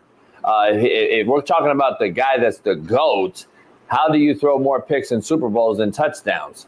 And that's Patrick Mahomes. I got to ask you, if you can't throw a fucking hitch ball on time in front of your face without throwing it and skipping it in the dirt, what am I supposed to do as the coach? So I'm gonna agree with you on this one, but I do think Andy Reid got outcoached. So two things can be true, because I personally, I think they need to fire Matt Nagy or demote him and bring in a real quarterback coach that isn't trying to get Patrick's fucking autograph and isn't trying to hang out on the boat and isn't trying to go to the goddamn barbecue. But Andy runs the QB room, you know that. Well, I understand he runs the QB room, but does he run the QB development? No. He's not out there doing real work with Patrick Mahomes. He's putting the plays in and he's watching film and telling him what he wants, but he's relying on 15 to just go be 15. What I saw from him, and I'm no quarterback guru, but I know what good footwork is, and I know what a clean pocket play is, and I know what protection and being the ability to manipulate the defense with the tone of your voice and the pointer finger and the ability to walk up and dictate what's happening because you're in control of everything. I didn't see that at all from Mahomes. He was awful in the pocket. He was thrown off platform. Not everything has to be a wow moment. Just deliver the fucking football and have good fundamentals at some point. I think that there's so many kids that watch Mahomes do it wrong and he can get away with it. Well, he's the only one. Not trying to be like him. You can't. He's a fucking enigma. He can play like that and get away with it. And when he doesn't, and the other team and Vic Fangio plays shell coverage, drops 7 and rushes with 4 and hits him 20 times and sacks him 6 times and multiple fumbles and turnovers, he becomes just another guy back there. So, sometimes you've got to rely on your fundamentals and your footwork and the ability to just take the easy stuff. And that it just wasn't happening. He was from the end of the first series on, he was looking third level to first level instead of first level to third level. He wasn't trying to matriculate the ball down the field like the great Hank Stram, Kansas City great. No, he was like, how the fuck am I going to just load up and throw to Worley so we can get back in this game? Because he knew. He fucking knew. They walked up the field after the first series and said, Philadelphia's not fucking around. Jalen Carter's all man. That we can't block their defensive ends with these 2 awful tackles. Do something about the tackle position, Kansas City. If you want this to Q&A is not a tackle. He stepped in and played left tackle admirably, but he got Can they with this roster construction and the money they pay Mahomes? You have to. I don't care if you got to get rid of people. I don't care if you got to get rid of somebody every year. Well, fuck. If that means you got to trade a defensive piece for an elite tackle, that's what you got to do. We might need to score another touchdown a game. But the 74, what's his name? Watson? Humphreys? Which one? The left tackle. What's his name? The one that's always lines up in the backfield? Dude. Jawan Taylor? Jawan Taylor. Dog, look, Jawan Taylor, you're a better player than me. Congratulations. But you suck. You are awful, homie. You are fucking terrible. You cheat your stance. You're in the backfield constantly. Your hands are always around your waist. Your angles are awful. You lean. There's no bait and switch with your hands. You have no angle. Your disinformation with your angle game is awful. You don't quick set. You don't jump set. You're not physical in the run game. You're always jumping off sides, even when they don't call it. You always get beat inside. Mahomes never has a clean platform on the left side, and he's always freaking out and antsy in the pocket because your sorry ass is out there blocking for him. Matt, I gotta go back to at this point that they haven't fixed this problem. I gotta go back to coaching 101 though. You and I know you coach the position. Fucking bad, does he? Yeah, you coach the position. You know what I'm about to say. I'm going to continue to go back to the fact that if we fucking play 7-on-7 in the NFL on a continuous basis, you're going to get this problem at tackle. You don't fucking have any confrontation. You just expect Mahomes to make a fucking play. I'm going to say this too. And before you say that, and be honest, play calling matters. To your point, I get it, right? We stopped running the football. That's the only one. I'm never going to question Andy Reid. First of all, it's ignorant.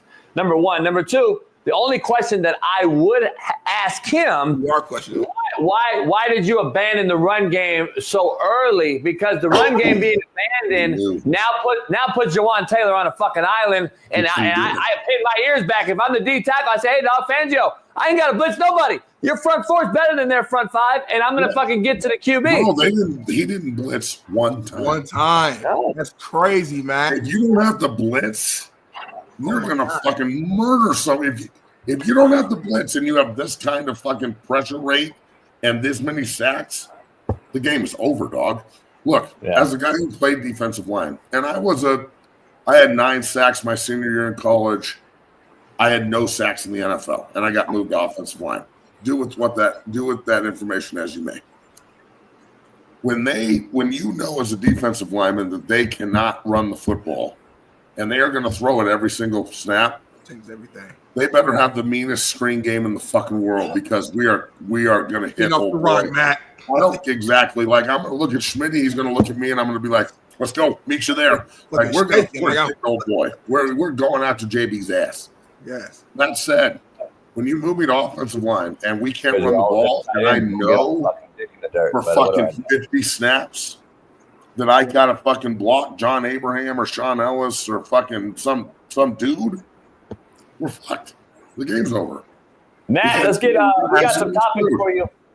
Nah, good point. We got some topics for you that's hit the news and during the Super Bowl and since. Aaron Rodgers, Smitty, flew back to New Jersey last week to meet with Jets brass about his future with the team, only to be told that the team was moving on from Aaron Rodgers. The A-Rod era is over in the Big Apple.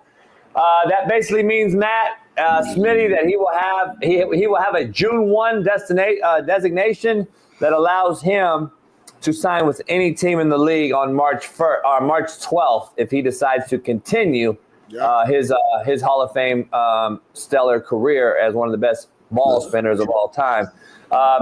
Given that, Matt, Smitty, Aaron made the effort to fly back and discuss it. All signs point to him playing, obviously, or I don't think he flies back to discuss it, does he? No, he's coming back. And the Jets are smart to make this move because they're trying to rebuild. So San Francisco, Raiders, or the Vikings. Yeah, I can see the Vikings also if Sam Darnold's moved and they're not ready for McChesney. A straight following Brett Favre move again too. So I know. I don't know if you can do that the either. Vikings are literally. If Aaron Rodgers goes there and he's fucking protected and they can run the ball and they have great defense, like how could he not be successful? But then again, he was awful last year, so I don't know. I have a dark horse team. I was talking to my buddy yesterday about this, and I wanted to wait for today to talk.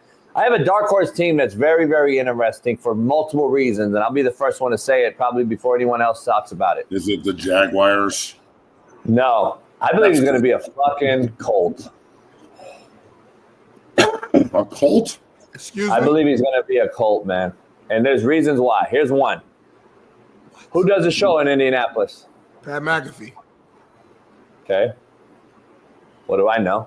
Number one, Pat pays him a good fucking amount of money. He'd be great right there in studio every Tuesday off day.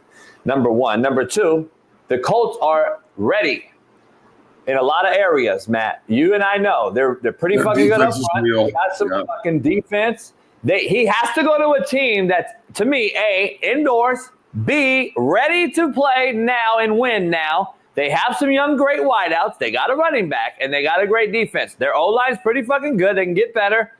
And at least they're young. He's not going to take over a fucking O-line in New York that's all 40, and everyone thought they were good when Smith was in fucking Dallas, and then we thought he was going to still be the same fucking Smith when he got to New York. No, this is a younger O-line in Indianapolis. They got some young weapons and a great defense. It plays indoors, and the McAfee show's right there. Indianapolis Colts, I'm calling it right now. Man, it's a shitty division.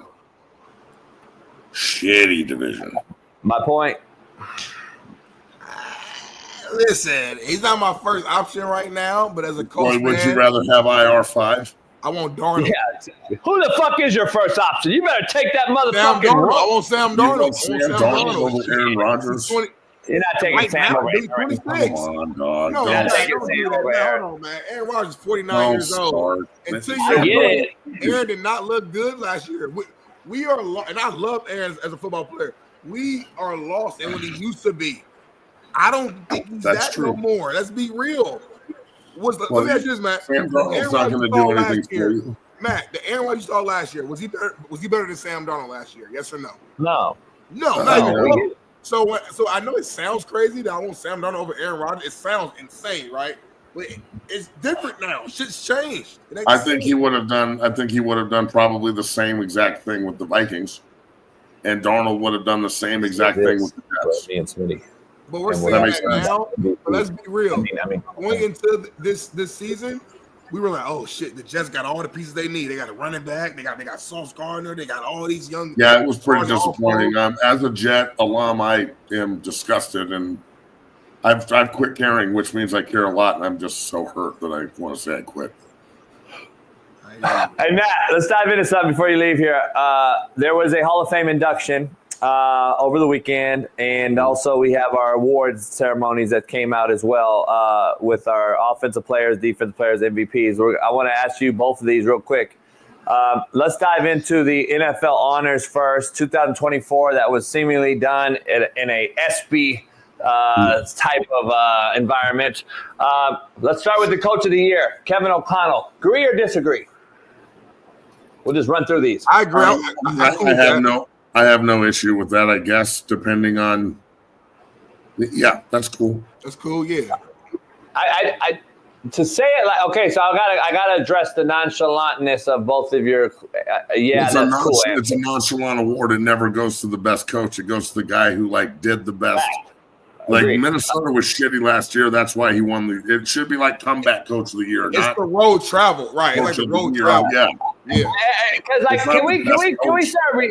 can we stop awarding mediocrity though? He had a great year, and I was on the Minnesota Vikings year as well with Sam Darnold. That's because I picked Sam to be the comeback player, sort of, but he couldn't be. I understand because of the rule.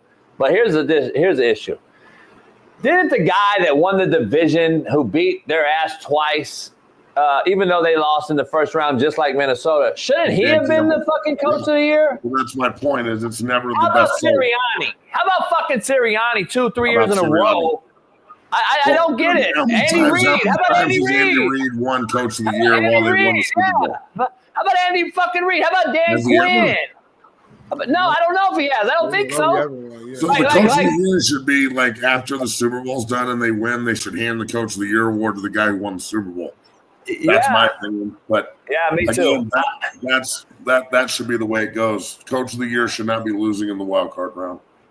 And Matt, I look at this shit we're just handing out these awards preemptive. This seems like this award. Talking about handing out an award. How the fuck did Josh Allen win the MVP? Thank you. Thank you. Let's get the brass tacks. Fuck all Josh this Allen. here. Lamar Jackson's the MVP, dog. Come on. Go ahead, dive in there. Disagree. Matt, you know what it is? And JB's going to get pissed off. It was fucking MVP fatigue. That's a fact. There is nothing you can look at this regular season. Josh Allen had a great year, but Lamar almost had 1,000 yards rushing plus 5,000 yards. His numbers were fucking ridiculous. They were better than they were last year, and he won the MVP. Numbers was better. They were a win behind the Bills, or 1 or 2 behind the Bills. So it's like whoever won that divisional game better than the Ravens. When they played each other, they built to ass the Bills, and Lamar outplayed them when they saw each other in the regular season. In the playoffs, though, they lost in Buffalo. Regular season, Matt. Why do we say this? Because Smitty, you can't say that didn't play into this. It don't matter at all with the awards. It obviously did play into this. Hold on. Matt you just don't gave think that Josh Allen beating him in the division round played into it? They're both already winning before that point. It has nothing to do with it. I know voters that vote. Their votes are that players have nothing to do with it. That's what I'm trying to tell you. So you're telling me all the votes for that were done by that game? Yes. All right, hold on, Matt. Hold on, Smitty. So first of all, Smitty, you were like this a second ago. Pause. You I'm were not like saying this you're with wrong, Matt. I'm asking. No, here's my point. Smitty was like this, Matt, to you Yeah, the voting earlier. is done before the play. Okay, if the voting's done, then okay. Then it is probably fatigue. But Smitty was like this, nodding yes, when you were saying that the coach of the year should be awarded to the Super Bowl champ after the season. Smitty was like this.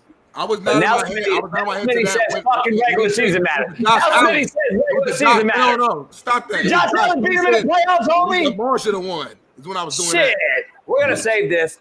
Let's go through. We got all these awards to get through. Smitty and I will save this for later. But let me ask you the rookie of the year, Matt. Go. Yes or no? Agree or no? Yeah, 100%. Agree. Smitty? Agree. Easy.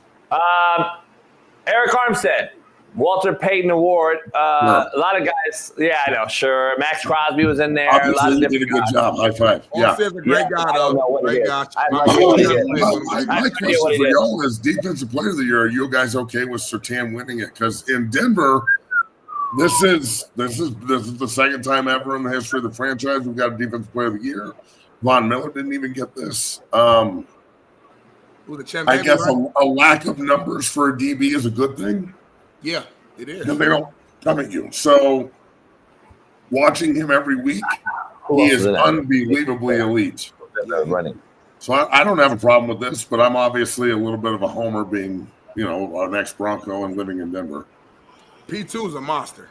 He's a monster. So, I have no problem with this at all. To your point, it's weird, not having stats at that position. He is a fucking animal, dog. He is such an unbelievably gifted player. Yeah, they don't throw to him. Yeah. They shouldn't. Stay away from him. He will make you look dumb. Hey, rookie of the year, this kid Jared Verse, who had an unbelievable year. The Rams defensive line is promising, man. Aaron Donald retires, and their D line still fucking had 15 sacks in their last two playoff games against the Eagles and the fucking Vikings, 9, and then 6 against the Eagles, and had a great D line. They're young. LA should be happy going forward with their D line, right? Yeah.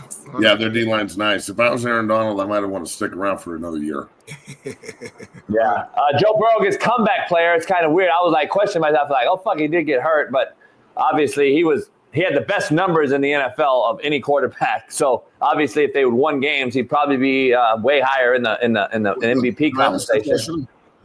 Yep. So Joe Burrow is all I saw a couple of interviews during the Super Bowl week, where he is saying that he truly believes that Mike Brown and the Cincinnati Bengals are going to somehow find a way to sign Higgins, Hendrickson, and Chase, and him, and the offensive lineman they want, and everybody else. And I love the optimistic outlook. I do.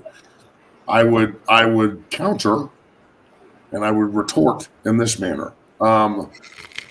The Cincinnati Bengals are notoriously maybe the cheapest, fucking brokest franchise in football. He is number 32 when it comes to 32 owners on cash flow. He's far from broke, but he's not the Pinner Group. You know what I'm saying? The Broncos owners have more money than God. That Mike Brown might call Walt for a loan. That's what I'm saying. If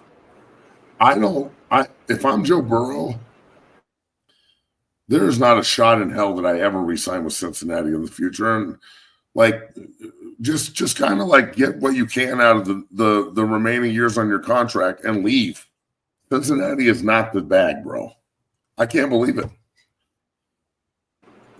Does he really think they're going to pay him? Give me all those guys. Give me a fucking break. Hendrickson should have been in the Defensive Player of the Year award conversation. I'm not saying there's anything wrong with those players. They need to sign all of them. They're incredible. Yeah. I'm all with that. Where are they going to get the money to do this? And what notoriously has shown anybody that they will? Yeah, I don't know. Hey, Smitty, if I told you, though, as a D lineman, if I were voting for Defensive Player of the Year, and even though he's a shitbird and I don't really like him off the field, Jalen Carter has a hell of an argument for Defensive Player of the Year, don't he? Yeah, he's a hell of a player. He's a baller. He affected the team that, to Matt's point, he affected the defense. He's going to need to go have a 12-sack season in order to get that award. Yeah. Because he only had 8 or 6 or 6 or something. And I understand I understand that some people don't understand the difference between. Personally, I think a pressure is almost better than a sack a lot of times. Yes. Because it forces bad throws, and you get to hit the quarterback a little bit more when he's extended. You can really get good licks on him when you pressure. His pressure rate's through the fucking ceiling. He's easily the best, most dominant 3 technique in football right now, and that's saying something because there's some good ones. Yeah, but to your point, it's like fuck out of Mahomes. He did him. I love that play.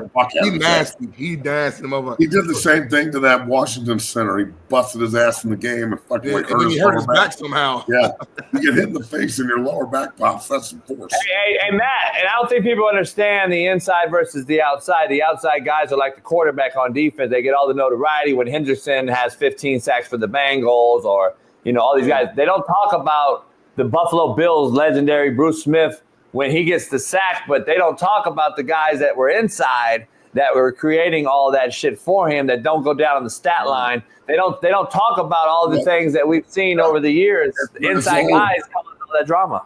It's the old Derek Wolf Von Miller thing. Like Derek and Vaughn next to each other was like an almost 80% pressure rate, 40% sack rate. Because their TE games, their read games, the way that Derek would run up and like grab the fucking inside via the neck of the tackle so Vaughn could turn the corner, they were just synced up mentally. So yeah, that fucking helps for sure, dog. When you have, Chris Dolman in Minnesota for all those years, well, who played inside of Chris Dolman?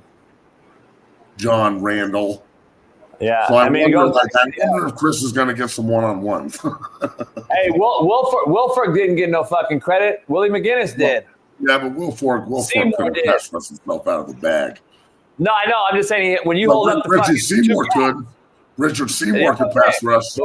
When you hold up 2 gaps though, and you end up putting in a 50 front, Seymour and Willie goes to a 5 technique though because this guy's a 2 gapper. Then it helps you out. So I mean, it's a lot of things. That's such a monster, dude. That guy was such a pain in the ass. Ted Washington. Matt, I know you're an old school guy. Ted Washington in Buffalo when he don't get no credit. He don't get credit. But Bruce Smith was eating. Yeah, he was eating because of Ted Watson. Carolina with Julius Peppers, no credit, but just a pain in the ass. Yep. Man, Matt, it's been it'll be a loaded week all week long on your show as well as ours. We had to hit it with a banger. We got a huge crowd here today, so appreciate everybody joining us. Go check out 0 to 60 later on with Matt and Bailey. As Bailey will be flying back, I'm taking him to the airport right after this show. He'll be flying back to Nashville, and then they'll be resuming the 6-0 show right after this. They'll be back on this week. So, Matt, I'll be on today at 1. He's back Wednesday. Okay, Matt's on at 1 o'clock today, so go check him out. Matt, we'll see you Friday, and enjoy the week. Yes, sir. Later, boys. Good shit. Peace.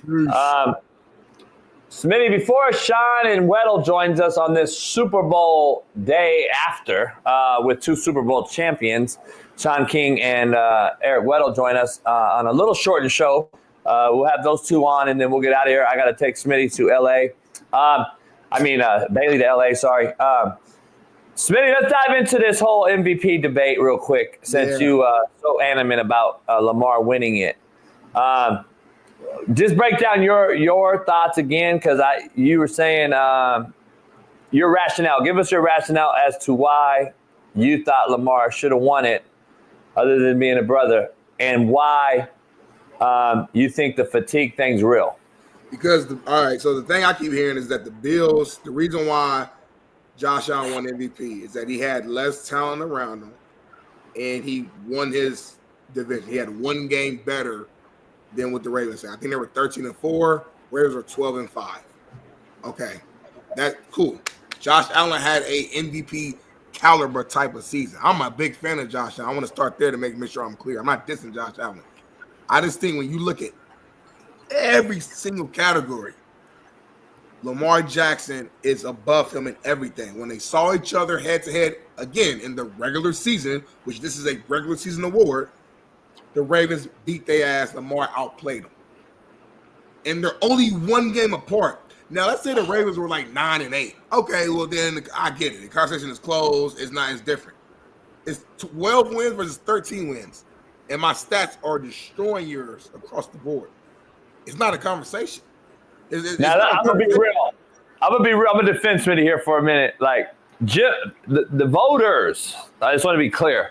So this is the first time that the AP released the actual voters and who they voted for. And I guess apparently through some texts that I received from some people that were actually voters are very upset because they did not know that their votes would be public record. And so you got the Dan Orlovskis, the fucking Mina Kine. I don't even want to talk about why the fuck she has a vote. Let's talk about all these, the Russinis, all these people that get a vote. And I'm not talking about just because it's women. I'm not going to go on that rabbit hole today.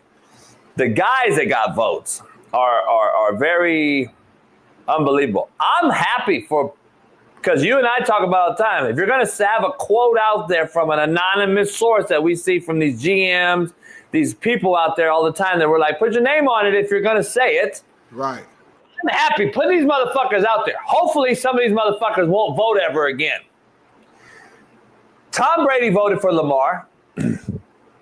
So you can't say anything crazy. The GOAT voted for Lamar. The GOAT. Then you know why Mina voted for Lamar. I don't know. He's black. No, because she's numbered. And then you got Dan Orlovsky, who, listen, all things said. He got picked on this show, too, by the way. All things said, I like Dan actually as a person. I have no issue with Dan. I fuck with Dan because he refused to come on the show after he said he would, and I blasted him for it. But that's just me being real. He has to understand that. He looks like a good dude. I don't know. He looks like a good dude, though. Good dude, yeah. Good-hearted. Like you. Good-hearted guy. He ain't like me, but he's a good dude, though. He like you. Can't hate him. Great dude. Smile. Great guy all the time. Just like you. Just like you. And so he has as many wins in the NFL as Jalen Hurts has been to Super Bowls. 2. So anyway, yeah, fact. I'm a cold motherfucker and I don't have nothing in front of me.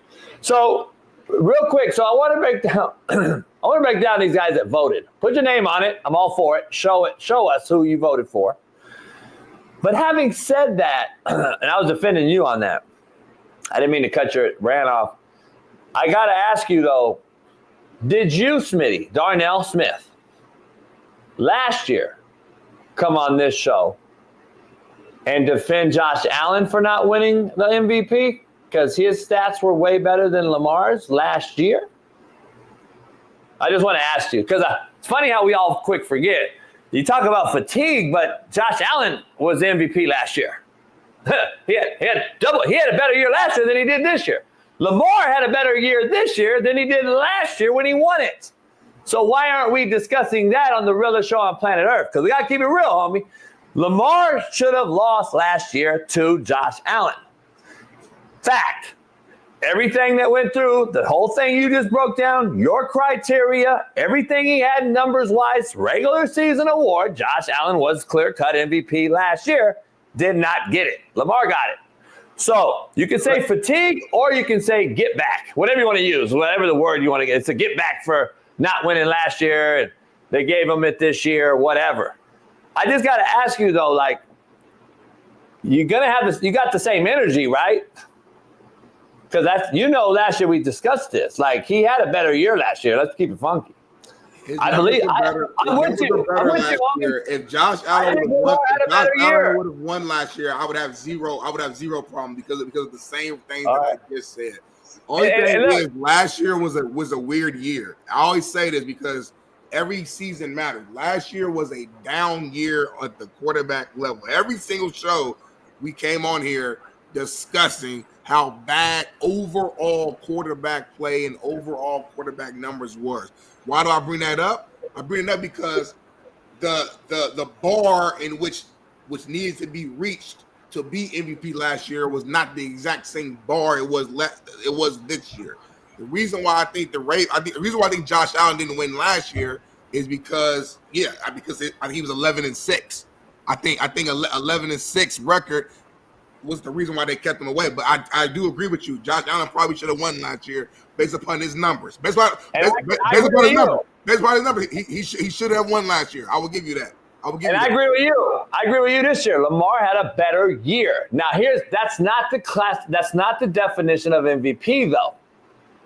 So let's be clear here. Number one. This is where things get hairy. All right. Let me ask you a question. The MVP is just the best motherfucking player. But now they want to like be real, like no, it's Steve. Because that's woke culture. That's what woke does. So here, let me break this down for you.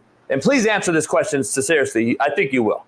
If I were to ask you on the Buffalo Bills right now, Buffalo Bills, the MVP for that team is who? Josh Allen. If I were to ask you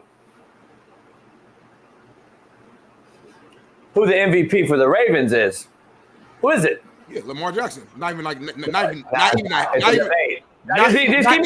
Yeah, you're a liar. I swear to God, not even a thought. I love Derrick You're a Henry. liar. You're a liar. Okay, if you want to go that route, then James Cook had a hell of a season. Look up his numbers. Look up James Cook. Stop. No, you shush.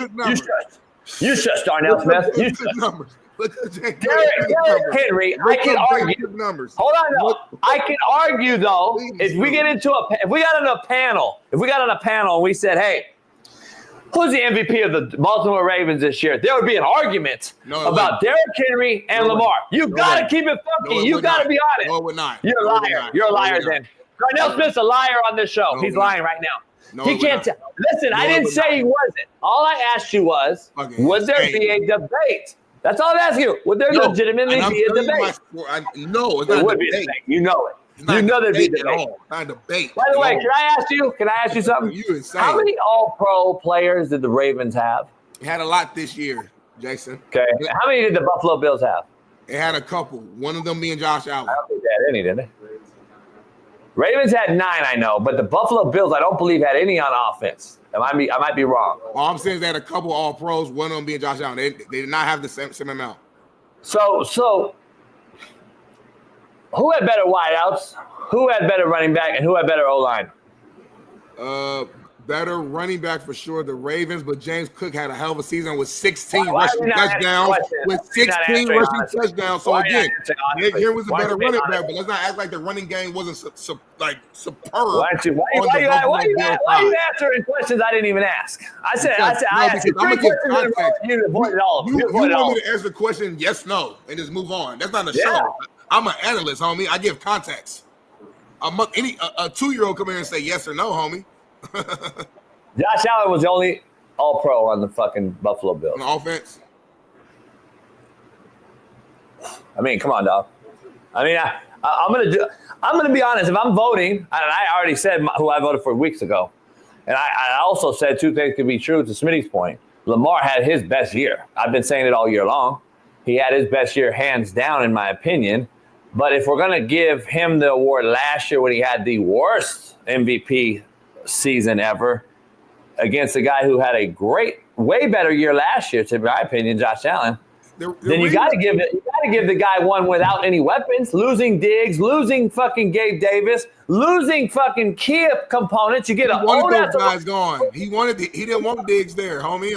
That's on him. I get it. I told you addition by subtraction. I said Lamar. I said he would have a better year. Don't come back and be like, oh, he didn't want him there, homie. But I said he would have a better year, didn't I? I said addition by subtraction, didn't I? Okay, so I'm not fighting that. I'm not even mad at it. It was a win. But the fact is, 2 things can be true, you say. So you got to have some talent, right? Like what? We keep making excuses for Lamar, but he has more talent every year, but he still has an excuse as to why he didn't win it. Okay, so and now he gets MVP, and now you're mad at him. So every year, that's MVP. Let's vote for the guy, the quarterback, that had the best season with the less. Let's just do that there. The least amount of talent around. That's what we do. Let's not pick the best player. Let's not pick the best player. No. Let's not pick the best player of the year. Let's pick the guy who had the best season with the least amount of talent around him, and that'd be MVP. Let's do it. Let's ask another brother who's won a Super Bowl the day after the Super Bowl, and our main man, Shaun King, joining us.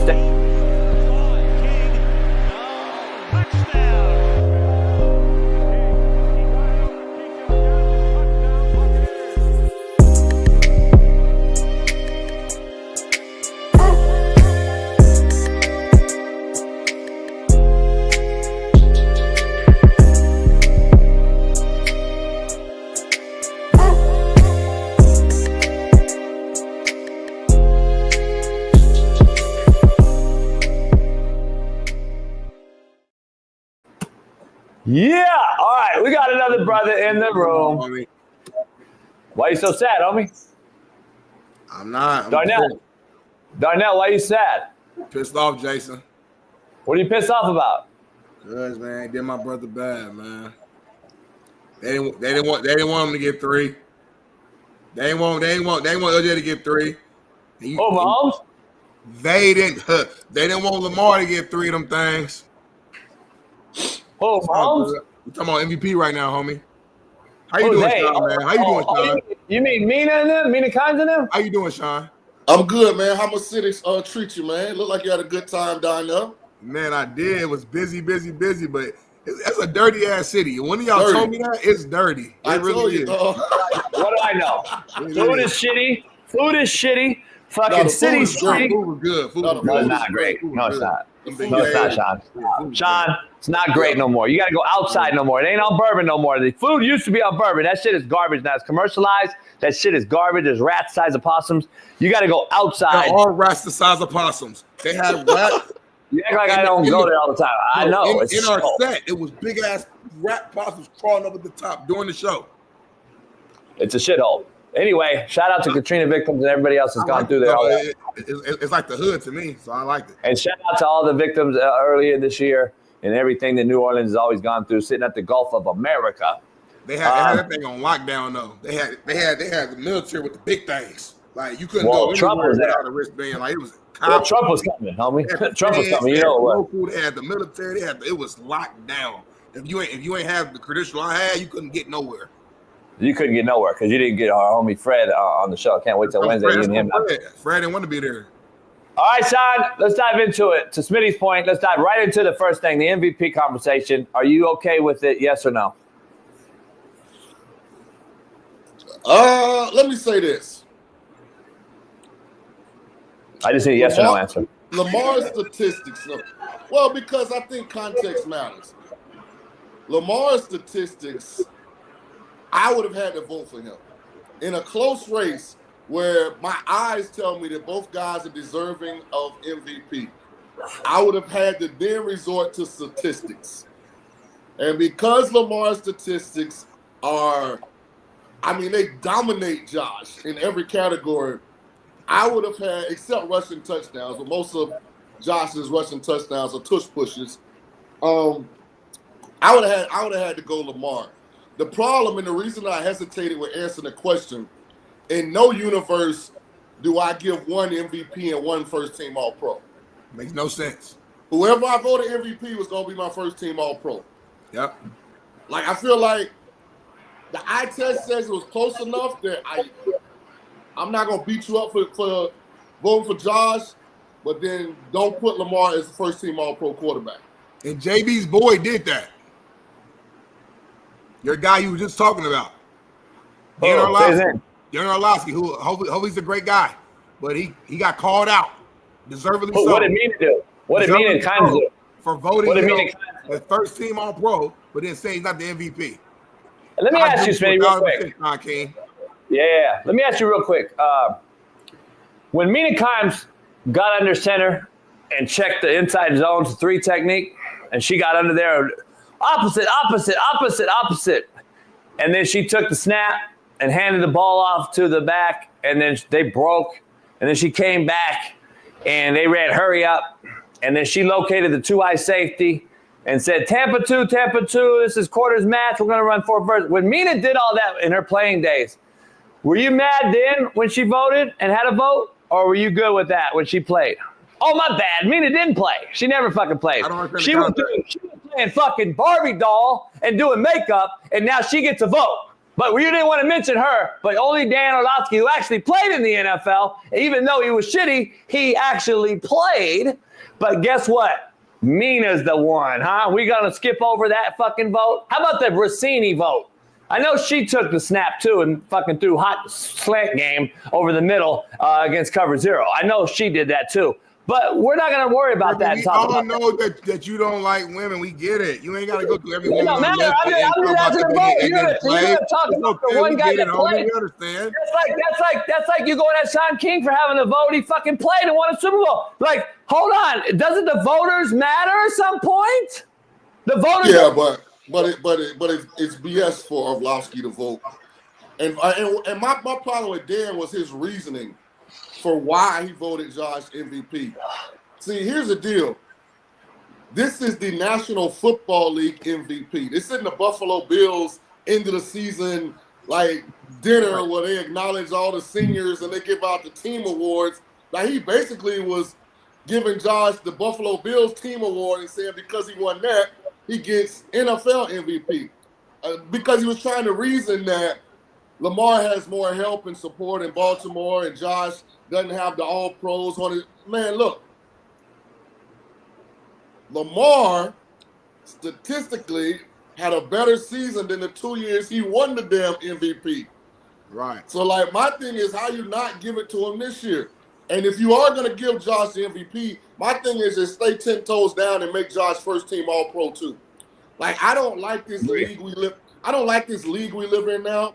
So when you look back historically, 10 years from now, and you look at the 2024 season, Josh Allen is going to be the NFL MVP. Lamar Jackson is going to be a first-team All-Pro, and Saquon Barkley is going to be Offensive Player of the Year. Like, how is that even possible? But Shaun, this is a macro thing.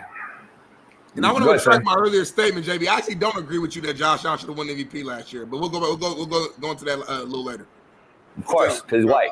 He's white. Like it's almost like this little league, everybody gets a trophy mentality is starting to permeate like the National Football League. No, thank you. That was the macro discussion I wanted to have. This has been a everyone gets an award thing going on for the last 20 years in America.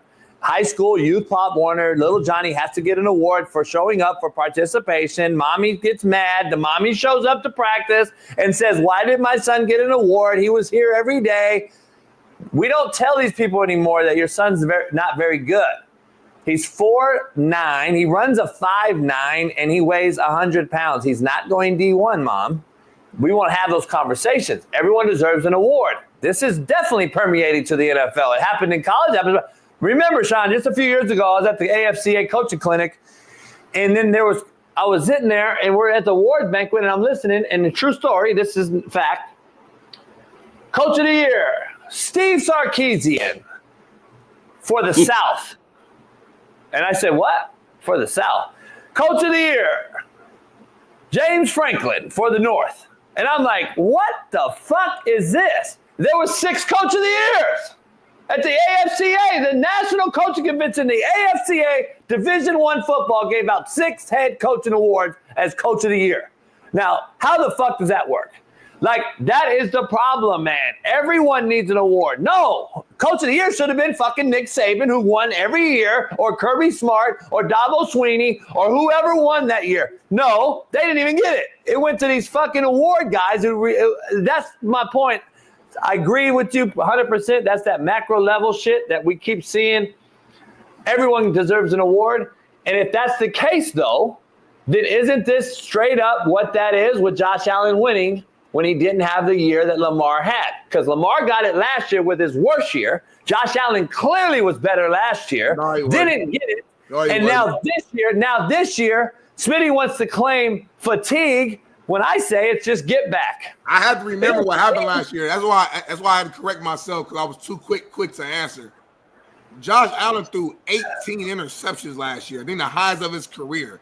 Ain't no shrug of the shoulder. That ain't some lightweight shit. He threw 29 touchdowns and 18 picks. Now I think he ran for double digits, so his overall stuff might have been 40-something touchdowns to 18 picks. But 18 picks, Jason, is the reason why Josh Allen did not win the MVP. On top of the fact they were 2 games, not 1 game, 2 games lower than the Ravens. The Ravens was the clear-cut best team in the entire league. And then the other guy that was competing for MVP last year was Brock Purdy of the San Francisco 49ers. And when the Niners and the Ravens faced each other, the Ravens put belt to ass. And Lamar, I think, threw 5 touchdowns against one of the top defenses in the league in the 49ers late in the season. So context matters. And also, last but not least, I'm going to say this one more time again.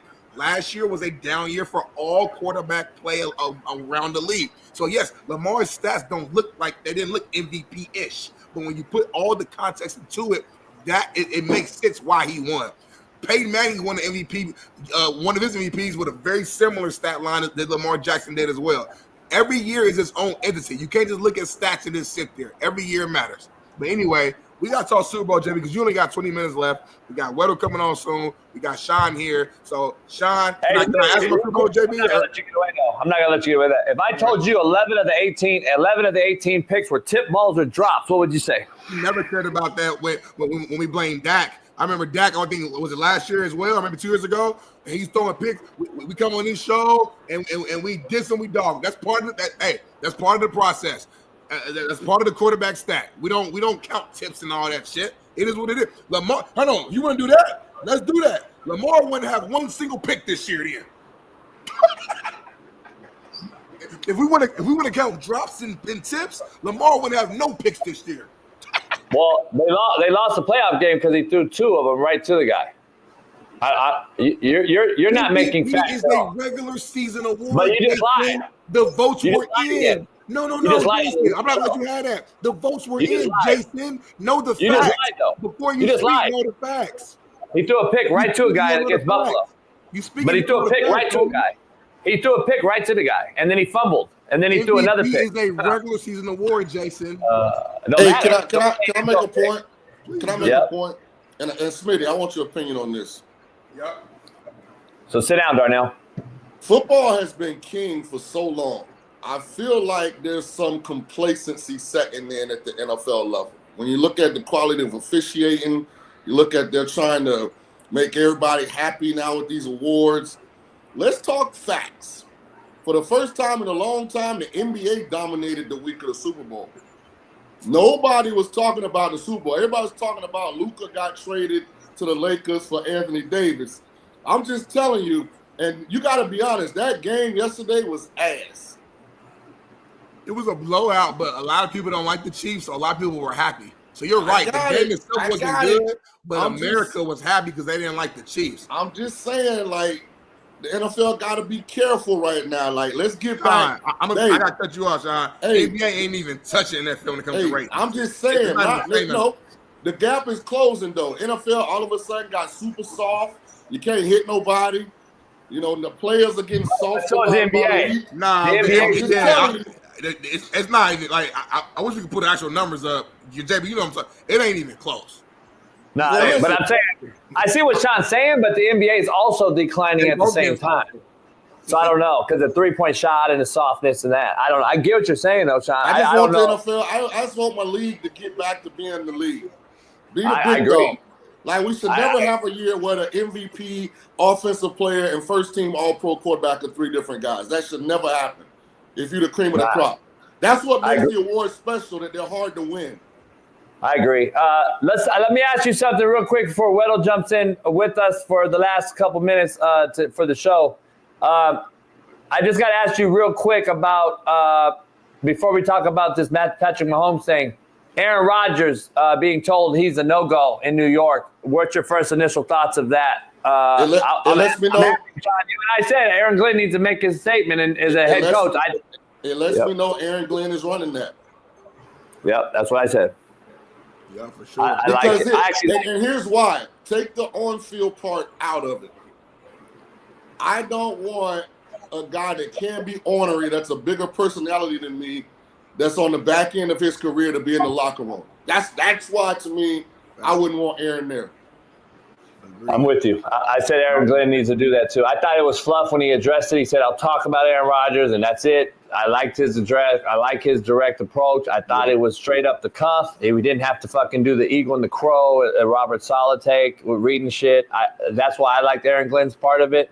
I don't believe he's a great D coordinator. I don't believe all that, but I do believe the approach, his direct, and I like that part of it. So hopefully, he played there. He see, this is my point, Shaun and Smitty. Aaron Glenn has an investment in the Jets. He played there.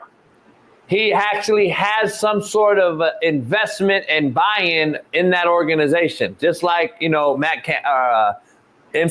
in Detroit and a lot of other guys that get these jobs. You see the success because they're all in. They go 100%, balls to the wall. They want to win for that organization. They gave him his start. They gave him his start in coaching too. And it's crazy that Pete Carroll, who drafted him, is now just getting a job at 73 years old as well. In the same year, Aaron Glenn's getting his first head job in the same place that drafted him by Pete Carroll. Crazy stat. But I agree with you. I'm glad. Where does he go, though? Question B. Because he wouldn't have flown back to have the conversation if he was going to just quit playing football and retire, right? He would have just made that over the phone. Because he was here at a golf tournament at this Waste Management in Phoenix, biggest golf tournament. He was in the Pro-Am this past weekend. Million people a day at the Waste Management. I've happened to walk that course twice with Pat while he was playing. Super Bowl weekend, fucking crazy in Phoenix. He wouldn't have flown back during this time if he wasn't at least serious about still playing. And he gave that organization an opportunity. If you still like me and want me, I'm willing to listen. So I give him credit for that. But at the end of the day, I'm glad Aaron Glenn said no. I don't know. I want to ask you both, where's your best fit? I've said it's Frisco because he's from home. Similar to Aaron Glenn going home to be invested. I think Aaron Rodgers would be more invested if he went back home as well. Northern California, Frisco, Santa Clara, not too far from Butte and Chico, where he grew up. I would love to see him finish one last year in Frisco and get Shanahan an opportunity to win. Since he never could beat the Niners, Smitty, might as well join them. Frisco's off. I just don't see them putting them over. Purdy's going to get paid something. Purdy about to get $50 million I think a year, Raiders. Man. Yeah, I think it's going to be the Raiders. It's the most realistic situation. I'm going on record. I think if they pay him, you're never going to hear fucking the end of the Niners. The Niners are done. Shanahan will be fired in a year. So let's put context on Aaron Rodgers. Got plenty of money, got multiple MVPs, has a Super Bowl already. Is he willing to just go anywhere? Or is he like got to go somewhere that has a chance to win? Like, I gave my take, Shaun. That out. I gave my take where I think he should go and where I think he will go. I gave my take. I know Smitty's little wee-wee's hard right now with my take, and he don't agree with me, but I think he's a cult next year. But listen, before we go on and discuss this further, we got another Super Bowl champ on EW Eric Weddle Monday. Let's bring our man Ram Raven Charger. EW, welcome. Yeah.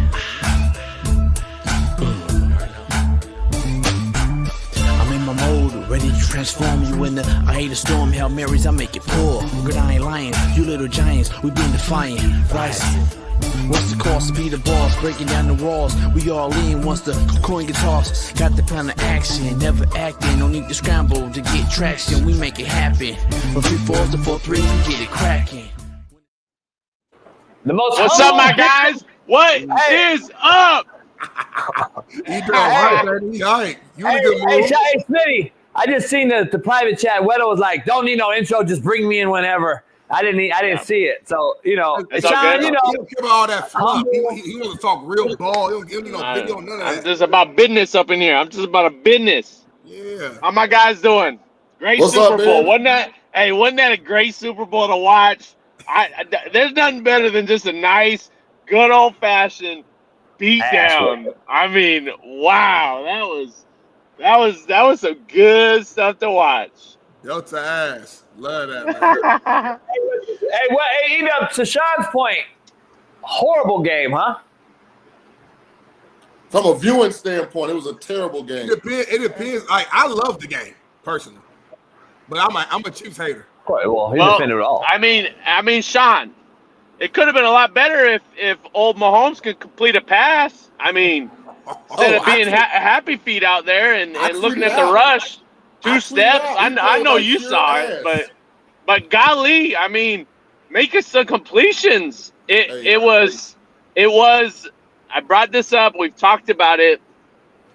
Mahomes' greatness at times can be his worst fault, and that is running around, being crazy instead of recognizing the defense, knowing where the pressure is coming from, knowing what the coverage is, getting the ball out. Against elite defenses, that's what you have to do. I thought two things. I thought Andy Reid had a bad game plan. They abandoned the run right from the beginning. They didn't even try and run the ball, which was crazy. And Mahomes played like ass. I mean, he was terrible. People was trying to call you out. It was like, where's Shaun King at?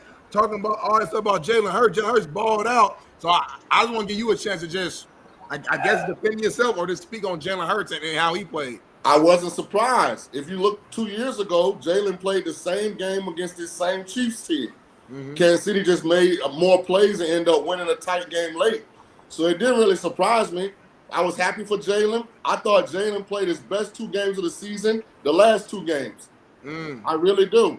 But if you go look at his regular season and you look at the early playoff games, he wasn't playing at a high level, but he was able to focus and, play the kind of football that Eagles fans anticipate him playing for many years to come. Hat tip to Jalen.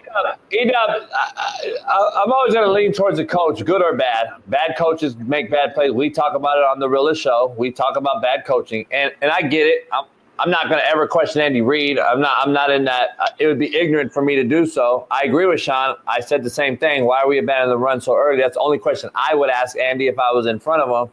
But having said that, we always defend Patrick Mahomes when he makes Andy Reid look good, but now we're blaming Andy Reid when fucking Mahomes can't throw an 8-yard hitch ball and he's skip passing balls and he's throwing picks and he's escaping the pocket because he's scared as a whore in church and he don't want to stand in there and take no shot in the chin.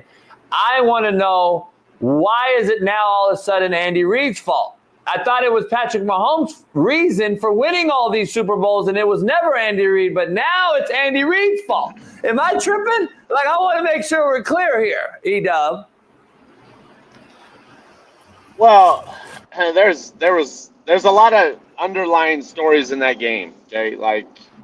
Obviously the coaching, I thought Fangio and Kellen Moore outcoached the Chiefs on both sides, so you can't limit the importance of that, right? The game planning and the play calling, et cetera, et cetera. I think the RPO game in the outside zone for the Chiefs is who they are. That first completion of the game was off an RPO, and to get away from it so early, missing that in-cut, Kelsey, you could just tell it was not going to be a very tight game for Mahomes for whatever reason. Now, he was getting hit, but so oftentimes he got back to his third step and is looking at the rush and looking to run instead of diagnosing the defense and getting the ball out. On the flip side, I think outside of Hurts's go ball to Devontae, he didn't really do anything that hurt the team, but he made plays enough to be a Super Bowl champ, but I don't think he was the bus driver per se. I thought he managed the game. I thought a lot of things went in his favor. Yep. The early interceptions, the great field position. I thought Jalen did a great job of managing the game. Those third down conversion runs when they went man, those are big. A couple of the times he got outside the pocket and not forcing the ball downfield. He was good. He was solid. He did what he needed to do as a win to be a Super Bowl champion and an MVP and to shut all the haters up. For a guy that never makes excuses, for a guy that is about the team, about the process, everything that you want as a coach for a player, I couldn't be happier for the dude, honestly. Me too. And Cole ass commercial too. Oh, great! You're right about that. And so. And let's give a shout out to the Great White Hope. Cooper DeJean. First pick is a pick 6. Giving all the little white boys out there a chance to maybe do something in the NFL as a skill player. Hey man, they're keeping the hope alive, man. We're not a dying breed anymore. All the high school coaches, the college coaches, like, listen, watch this tape. Yes. If you're a white DB, there's hope. You can get to the Super Bowl. Yes, if you're a white DB and you run a 4.3 and jump 42 inches and explosive and windmill dunk, you may have a chance. You have to have all that first. I love it. I think he a brother. I think he got a little something in him. Oh, for sure. It has to. Shaun hooked him up with old girl last night, too, on his birthday after he won. Congratulations, Cooper. Hey, you know who I think deserves a lot of credit? I thought Kellen Moore did a tremendous job of play design, play calling. he found a lot of easy completions for Jalen. I was surprised Spagnuolo didn't turn to his pressure looks earlier.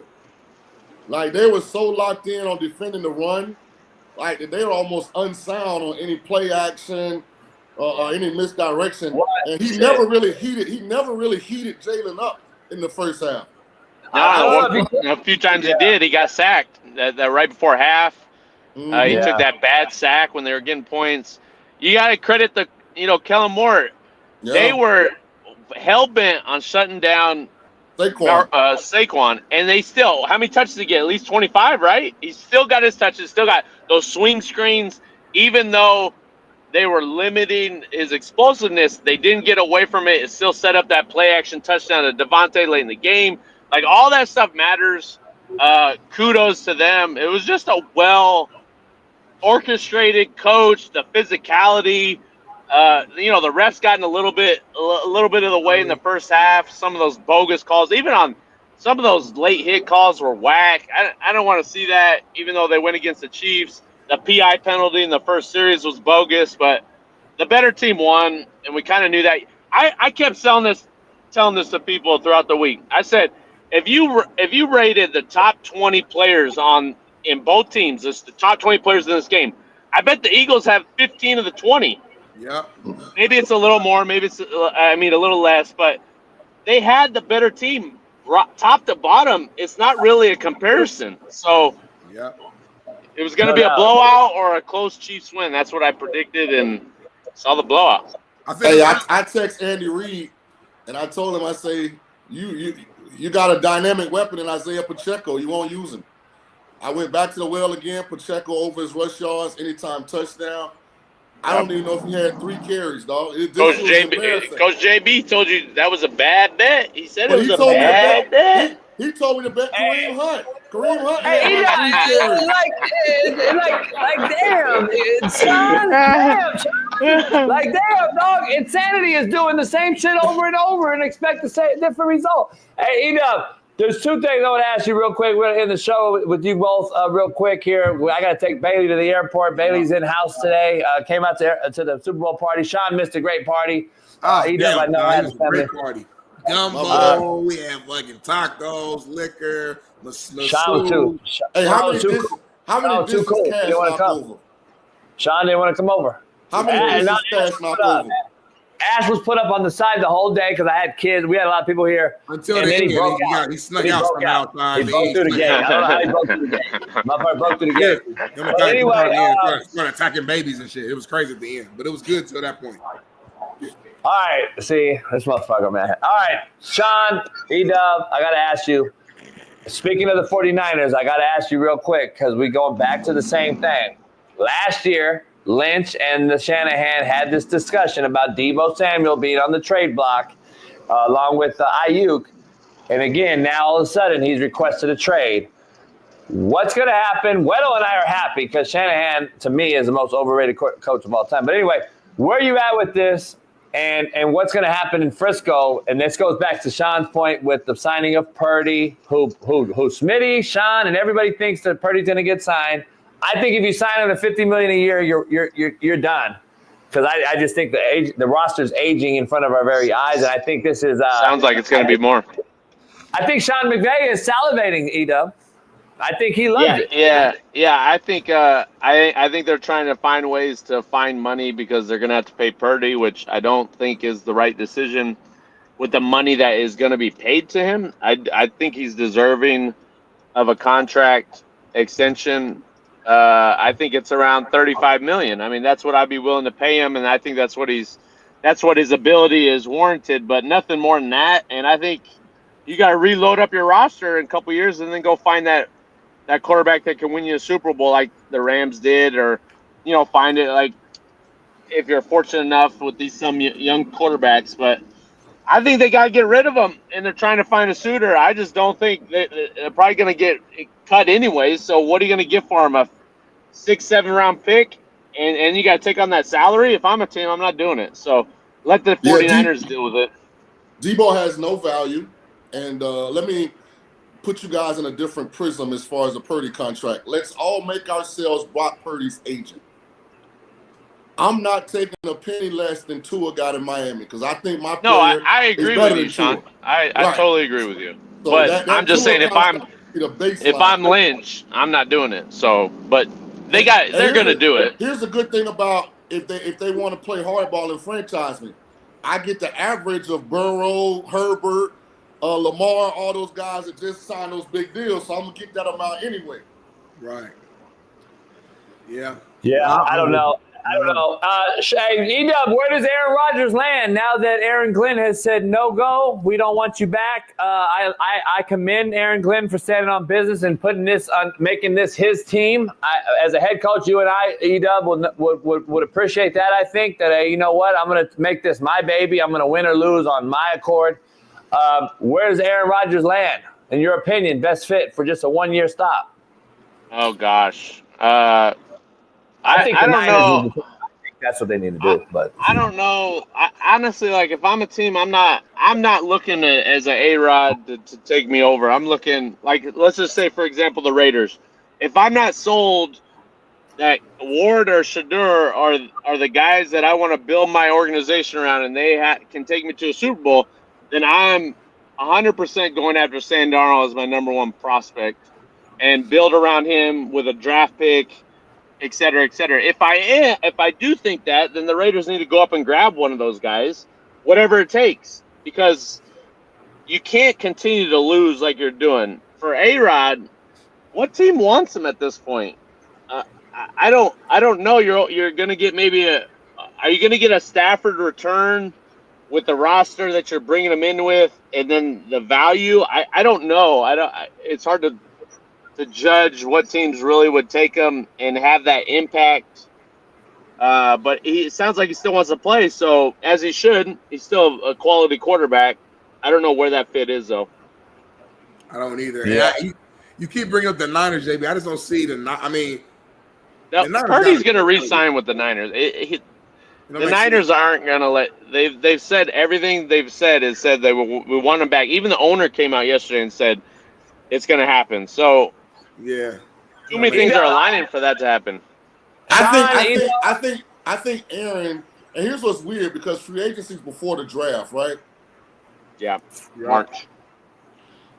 I think it depends on how teams grade Shedeur and Cam. What if Tennessee doesn't like? What if Tennessee doesn't like either one of them, and they tell Rodgers, "Hey man, we got Tony Pollard, Calvin Ridley. We got pretty good defense. We think we can make a run of it in this division. We're gonna go Travis Hunter at 1 and bring Rodgers in." Smitty, I think, hey, E-Dub, call me crazy, Shaun.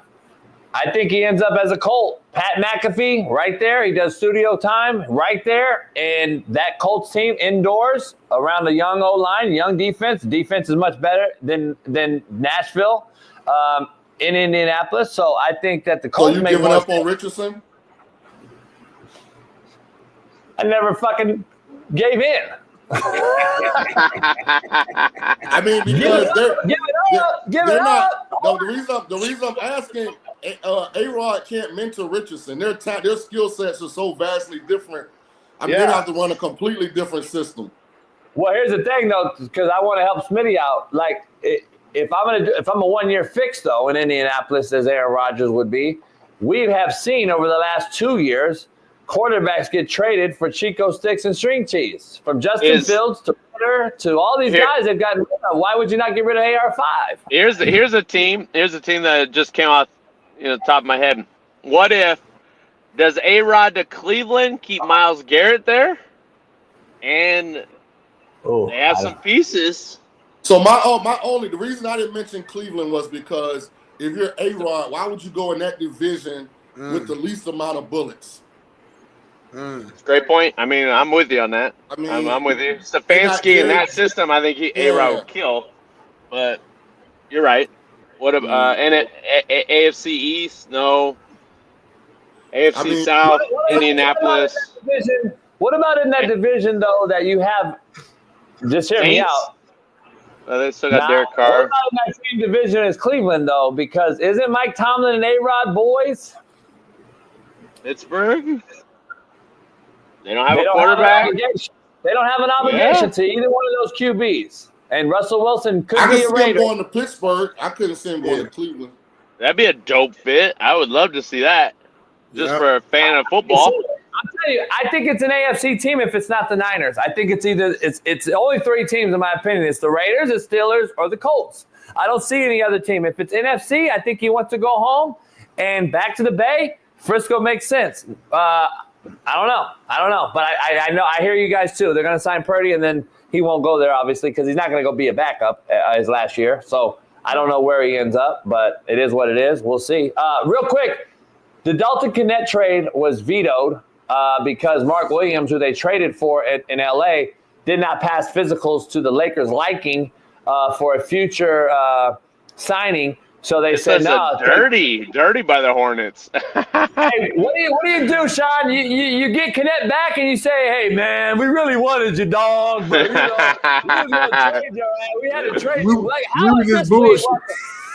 Hey, we was just bullshitting. We was just fucking with you, dog. Hey, look, them was jokes. I'm fooling y'all. If Dalton Knecht know like I know, I'm going to ease all concerns. I'm going to walk in that thing with a smile on my face like, hey, this one of them good things, man. I'm happy to be back. I was about to go get mental therapy, sending me down to Charlotte. I get to play with Luka and Austin Reeves and LeBron. Hey, don't worry about me. I ain't no problem. I'm back. Whatever role y'all need me to play, I'm here. Hey, they know why they got rid of Knecht though and not Reeves. Reeves dropped 45 the other night. And they were like, that's why we got rid of Knecht. Hey, I think Knecht gonna be a dog though. I'm happy that they kept him or they got him back. I love it. Knecht, he'll get no minutes now. He's in the doghouse for messing with Bronny. That's all that is. We just need LeBron to get out of there, and then he'll be back in the fold. We got 3 cold white boys now. We got Luka, Knecht. Hey, the racial draft this spring, all white team is gonna be sick with Nakua on our white team. Y'all can have like an all starting 5, like shit. Jackson Hayes and Gabe Vincent, they almost white, they light skin. And Wembanyama's on the white team. Yep, for sure. Yep, we'll take them. Y'all ain't got Wemby.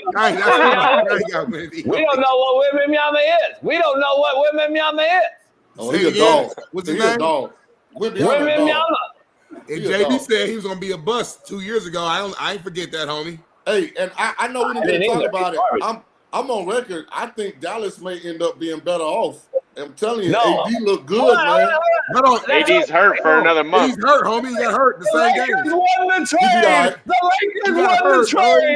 Lakers won the trade. He pulled his left nutsack out, and he's done. No, he's not. Sean, everyone in here, could you imagine missing a month with an oblique injury in football? Seriously, it's comical that these guys miss over the fakest injuries of all time. Hey, Luka, seriously. Luka's missed over half the season for a calf strain at 25. I know. You got to be smart, though. The calf strain can lead to Achilles situation. These guys have ice everywhere, and after the game, they act like they're tough guys. Defending that shit. Smitty defending basketball players. Hey, don't talk to me about being tough. If you are 25 years old and suffering from soft tissue injuries, that means you are fat and out of shape. Wobble body. Weed and Taco Bell, homie. He took the mouse of the NBA Finals last year with that out of shape body. So I know they got smoked. Hey, Shaun. Hey, listen, this is funny. This motherfucker AD gets signed. They protest AD trade for Luka. They have him in a coffin outside Dallas Arena. They don't want AD coming there. They want Luka to stay. AD gets there and heard all the noise, and he comes out and drops 26, 16 boards in the first half, and he's talking shit to the crowd. I'm here. Next play. Nutsack goes out. This motherfucker's done. Now he's out for 2 months. You just making up the time. I ain't heard no 2 months from nobody. Hey, Shaun, every time JB said something, the time extends. It was 1 month, now it's 2 months, now it's Street clothes. That Hey, I'll motherfucker. say Hey, the this. Lakers is right now. The Lakers are like, we won the trade, homie. We won the trade. I'll say this. I haven't seen how Luka fits with the Lakers yet, but since AD left, man, they playing like the prime Warriors right now. Everybody knocking down threes, the ball moving. I'm like, okay. The Lakers play the Mavs February, I think 27th or 6th. Hey, is Luka playing tonight? Because I know he's supposed to play Saturday, and he no show. He's playing tonight. He's then playing LeBron tonight. sat out. Are him and LeBron playing tonight? Yep. Luka's playing tonight. Bronny, everybody back tonight. Yeah, Oh, don't say Bronny. Don't say Bronny, please. Bronny, DEI everybody. hire. The DEI hire Bronny. He's in. DEI Bronny's in. Jason, I told you about that, Jason. I'm saying that. Hey, shout out E-Dub. Shout out Shaun. We're ending the show a little early. Appreciate you guys coming on. We'll see you this week, the rest of the week. E-Dub, be safe out there. I ain't gonna be here the rest you of got the it. week, but I'll talk to y'all, man. It was good seeing y'all, man. Hey, work on getting me on the show, man. Stop playing. Love y'all, boys. Love All right, y'all. E-Dub. What'd you say, Shaun? What'd you say, Shaun? What'd Shaun say? I didn't hear what you said. Hey, shout out to Hubie Brown, real quick. 91 years old. Last game. Last game. Shout out to Hubie, man. Look at him. Just looking like he's just fucking lost. But a great guy. Great dude. 91 years old. Shout out to him. Shout out to also Dick Vitale. Beat cancer. Got out there. Got to announce his game. Shout out to all the old whites for calling a 99% black game. Love him.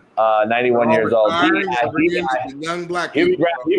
Hey, I'm a real one. Hubie Brown, also a DEI right now for being 91. We know there's a lot of guys out there that could have that job right now. He's 91. He's DEI, I'm saying that. It's respect, homie. Respect. He's a cadaver, homie. I love Hubie Brown, but he's a cadaver. He's a DEI right now. He's 91, homie. Respect. You could go out there right now and be better than Hubie Brown can at 91. Own the shit. That ain't got nothing to do with it. I'm an outlier. It's respect, homie. So good show though, y'all. Good show. JB, we gotta talk, man. I got a lot going on. We gotta figure out next week. Next week? Yeah, we gotta figure it out next week. Next week? Yeah. What do you mean this week? We gotta figure out next week. So this week you're good, but next week? Yeah. But this week you're good. I can be good this week for sure. So bottom line is we always take a week on after a Super Bowl. We'll go through this week and then possibly we'll probably be off next week. That's normal, right? I'm cool with that. I'm off from Fox from Wednesday of this week, all next weekend until the next Monday. First break all NFL fucking season. So it would be beneficial if next week, a couple days at least, JB's show with Big Smitty is off as well, so I can just fucking reset. Let's take next week off. Let's do it. But I need full maximum effort this week. This is the coach. Like I'll give you off next week, players and team, if you full go every single practice all week, full go, maximum effort. Get a gang of good video clips for the show for our off week. So ready. Bailey can. I don't need no lackluster bullshit. Fucking Lamar Jackson's the best. All that bullshit. We need real takes. Josh Allen won the MVP, fair and square. Tomorrow, can you lead with that? Can you lead with that tomorrow? You mean real take, homie? Well, listen. Mina Kimes is officially a DEI. We know it. I got you all week, but I am flying to San Fran this week. Mina Kimes should not have a vote. I agree with JB. Can that be your lead in tomorrow? I am flying to San Fran this week, but I'm gonna figure out my flight situation. I'm gonna try to make it to where it don't interfere with the show. But I'm gonna do the show from San Fran, so I'm good to go. Ryan Clark should never talk about anything else other than Lamar Jackson. Can you lead in with that tomorrow? Leave Ryan Clark alone before he put his hands on you, homie. I wish he would. I'll beat the shit out of Lamar. At some point, y'all both be in Vegas, and he might find you a catch. I see him all the time to catch. He don't come around me, homie. He might see you with Kyle, he might see you with catch, and he might approach you, homie. I will choke the fuck out of Ryan Clark. He better recognize that shit too.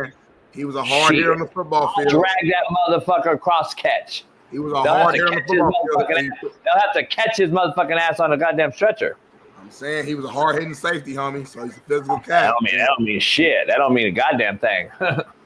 We ain't got pads and a helmet on, homie. He ain't got no fucking. By the way, shout out to me. We'll have Dr. Jesse Morse on tomorrow, who called me and said, "Man, JB, I gotta give it to you. You're right again." I said, "I know, but what do I know? When concussions are up for everyone that wore a helmet condom, but what do I know? Anything? I don't really care. Anything? Anybody out there? Everybody that thought the fucking helmet condom was going to save everybody? The concussions are up. When I said, hey, this doesn't help concussions, Dr. Jesse Morse. But what does JB know? Why you say his full name, homie? Dr. Jesse Morse, homie. It's his name. Yeah, but we call him Dr. Morse. Smitty, I don't know if we got any videos, Bailey, real quick, of the party. I know we had a great party last night. I thought last year was more. Everyone said yesterday was more people. I don't know. No, I don't. It's over. Hey, Chiefs Kingdom, it's over. Damn. 3P1. 3P1. The rookie. The white boy. The birthday. JB. But what do I know? What do I know? I look loaded right there. I even said for the first time, I look loaded right there. I'm loaded right now. But you lost a lot of weight too. Hey, Smitty, I came in this morning to get ready, and I haven't slept. Yeah. And I'm like, let's see if Bailey's ready to work hard, play hard, because Bailey was up here until 4, and I get in here, and the homies are still here. That's crazy, homie. My boy Parker's passed out in this corner. Ruben's passed out in this corner. JC, Steve Kim's boy that covers boxing, he just left at 4. And I'm like, damn, this motherfucker. I said, well, you about to get we have a live audience today. Right. That's insane. And then I'm like, damn. But is what it is. Shout out to what happened in your bathroom real quick during the party? What's up? What happened in your bathroom during the party? What bathroom party? What happened? I don't know. I feel like something happened with like a I'm gonna say it, man. It's a situation occurred last night in my bathroom that I stumbled upon. Be careful. My boy's pre-witnessed it. He walked in. No, he did not witness it. He did not witness anything. Just be careful. You're talking too much. Well, he witnessed what happened. I walked into one of the. So I hired a couple of broads to come through. One of them was supposed to give massages at the table at poker. She didn't, and I asked her what she was still doing here. She was fake BBL. A lot of fakeness going on. And I come in and she's just chilling. And I'm like, you're supposed to be massaging these cats playing poker. That's what you're getting paid for, or I'm not paying you. But anyway, I see this same BBL in the bathroom, and she asked me nicely if I could button her pussy. I don't know what to say, homie. I don't know how to explain it. I don't know what she had going on down there. She had some sort of strap that was coming from her, like it was like a belt or an undersuit that strapped all the way under her vagina. And I don't know about the BBL situations. I don't know how that's made. I don't know what you guys do, what you use. So she asked me, because she was embarrassed, like, can you help me snap this? And I get down there. I didn't get down there. I'm just kind of like, she did like this, Smitty, and so I'm standing there, and I buttoned the system, and that's all the thing I can use, the system. I don't know what it was. I'm gonna call it a system. Whatever system she had, I had to grab the thing, and then I buttoned it, but I noticed that the button was on her clitoris.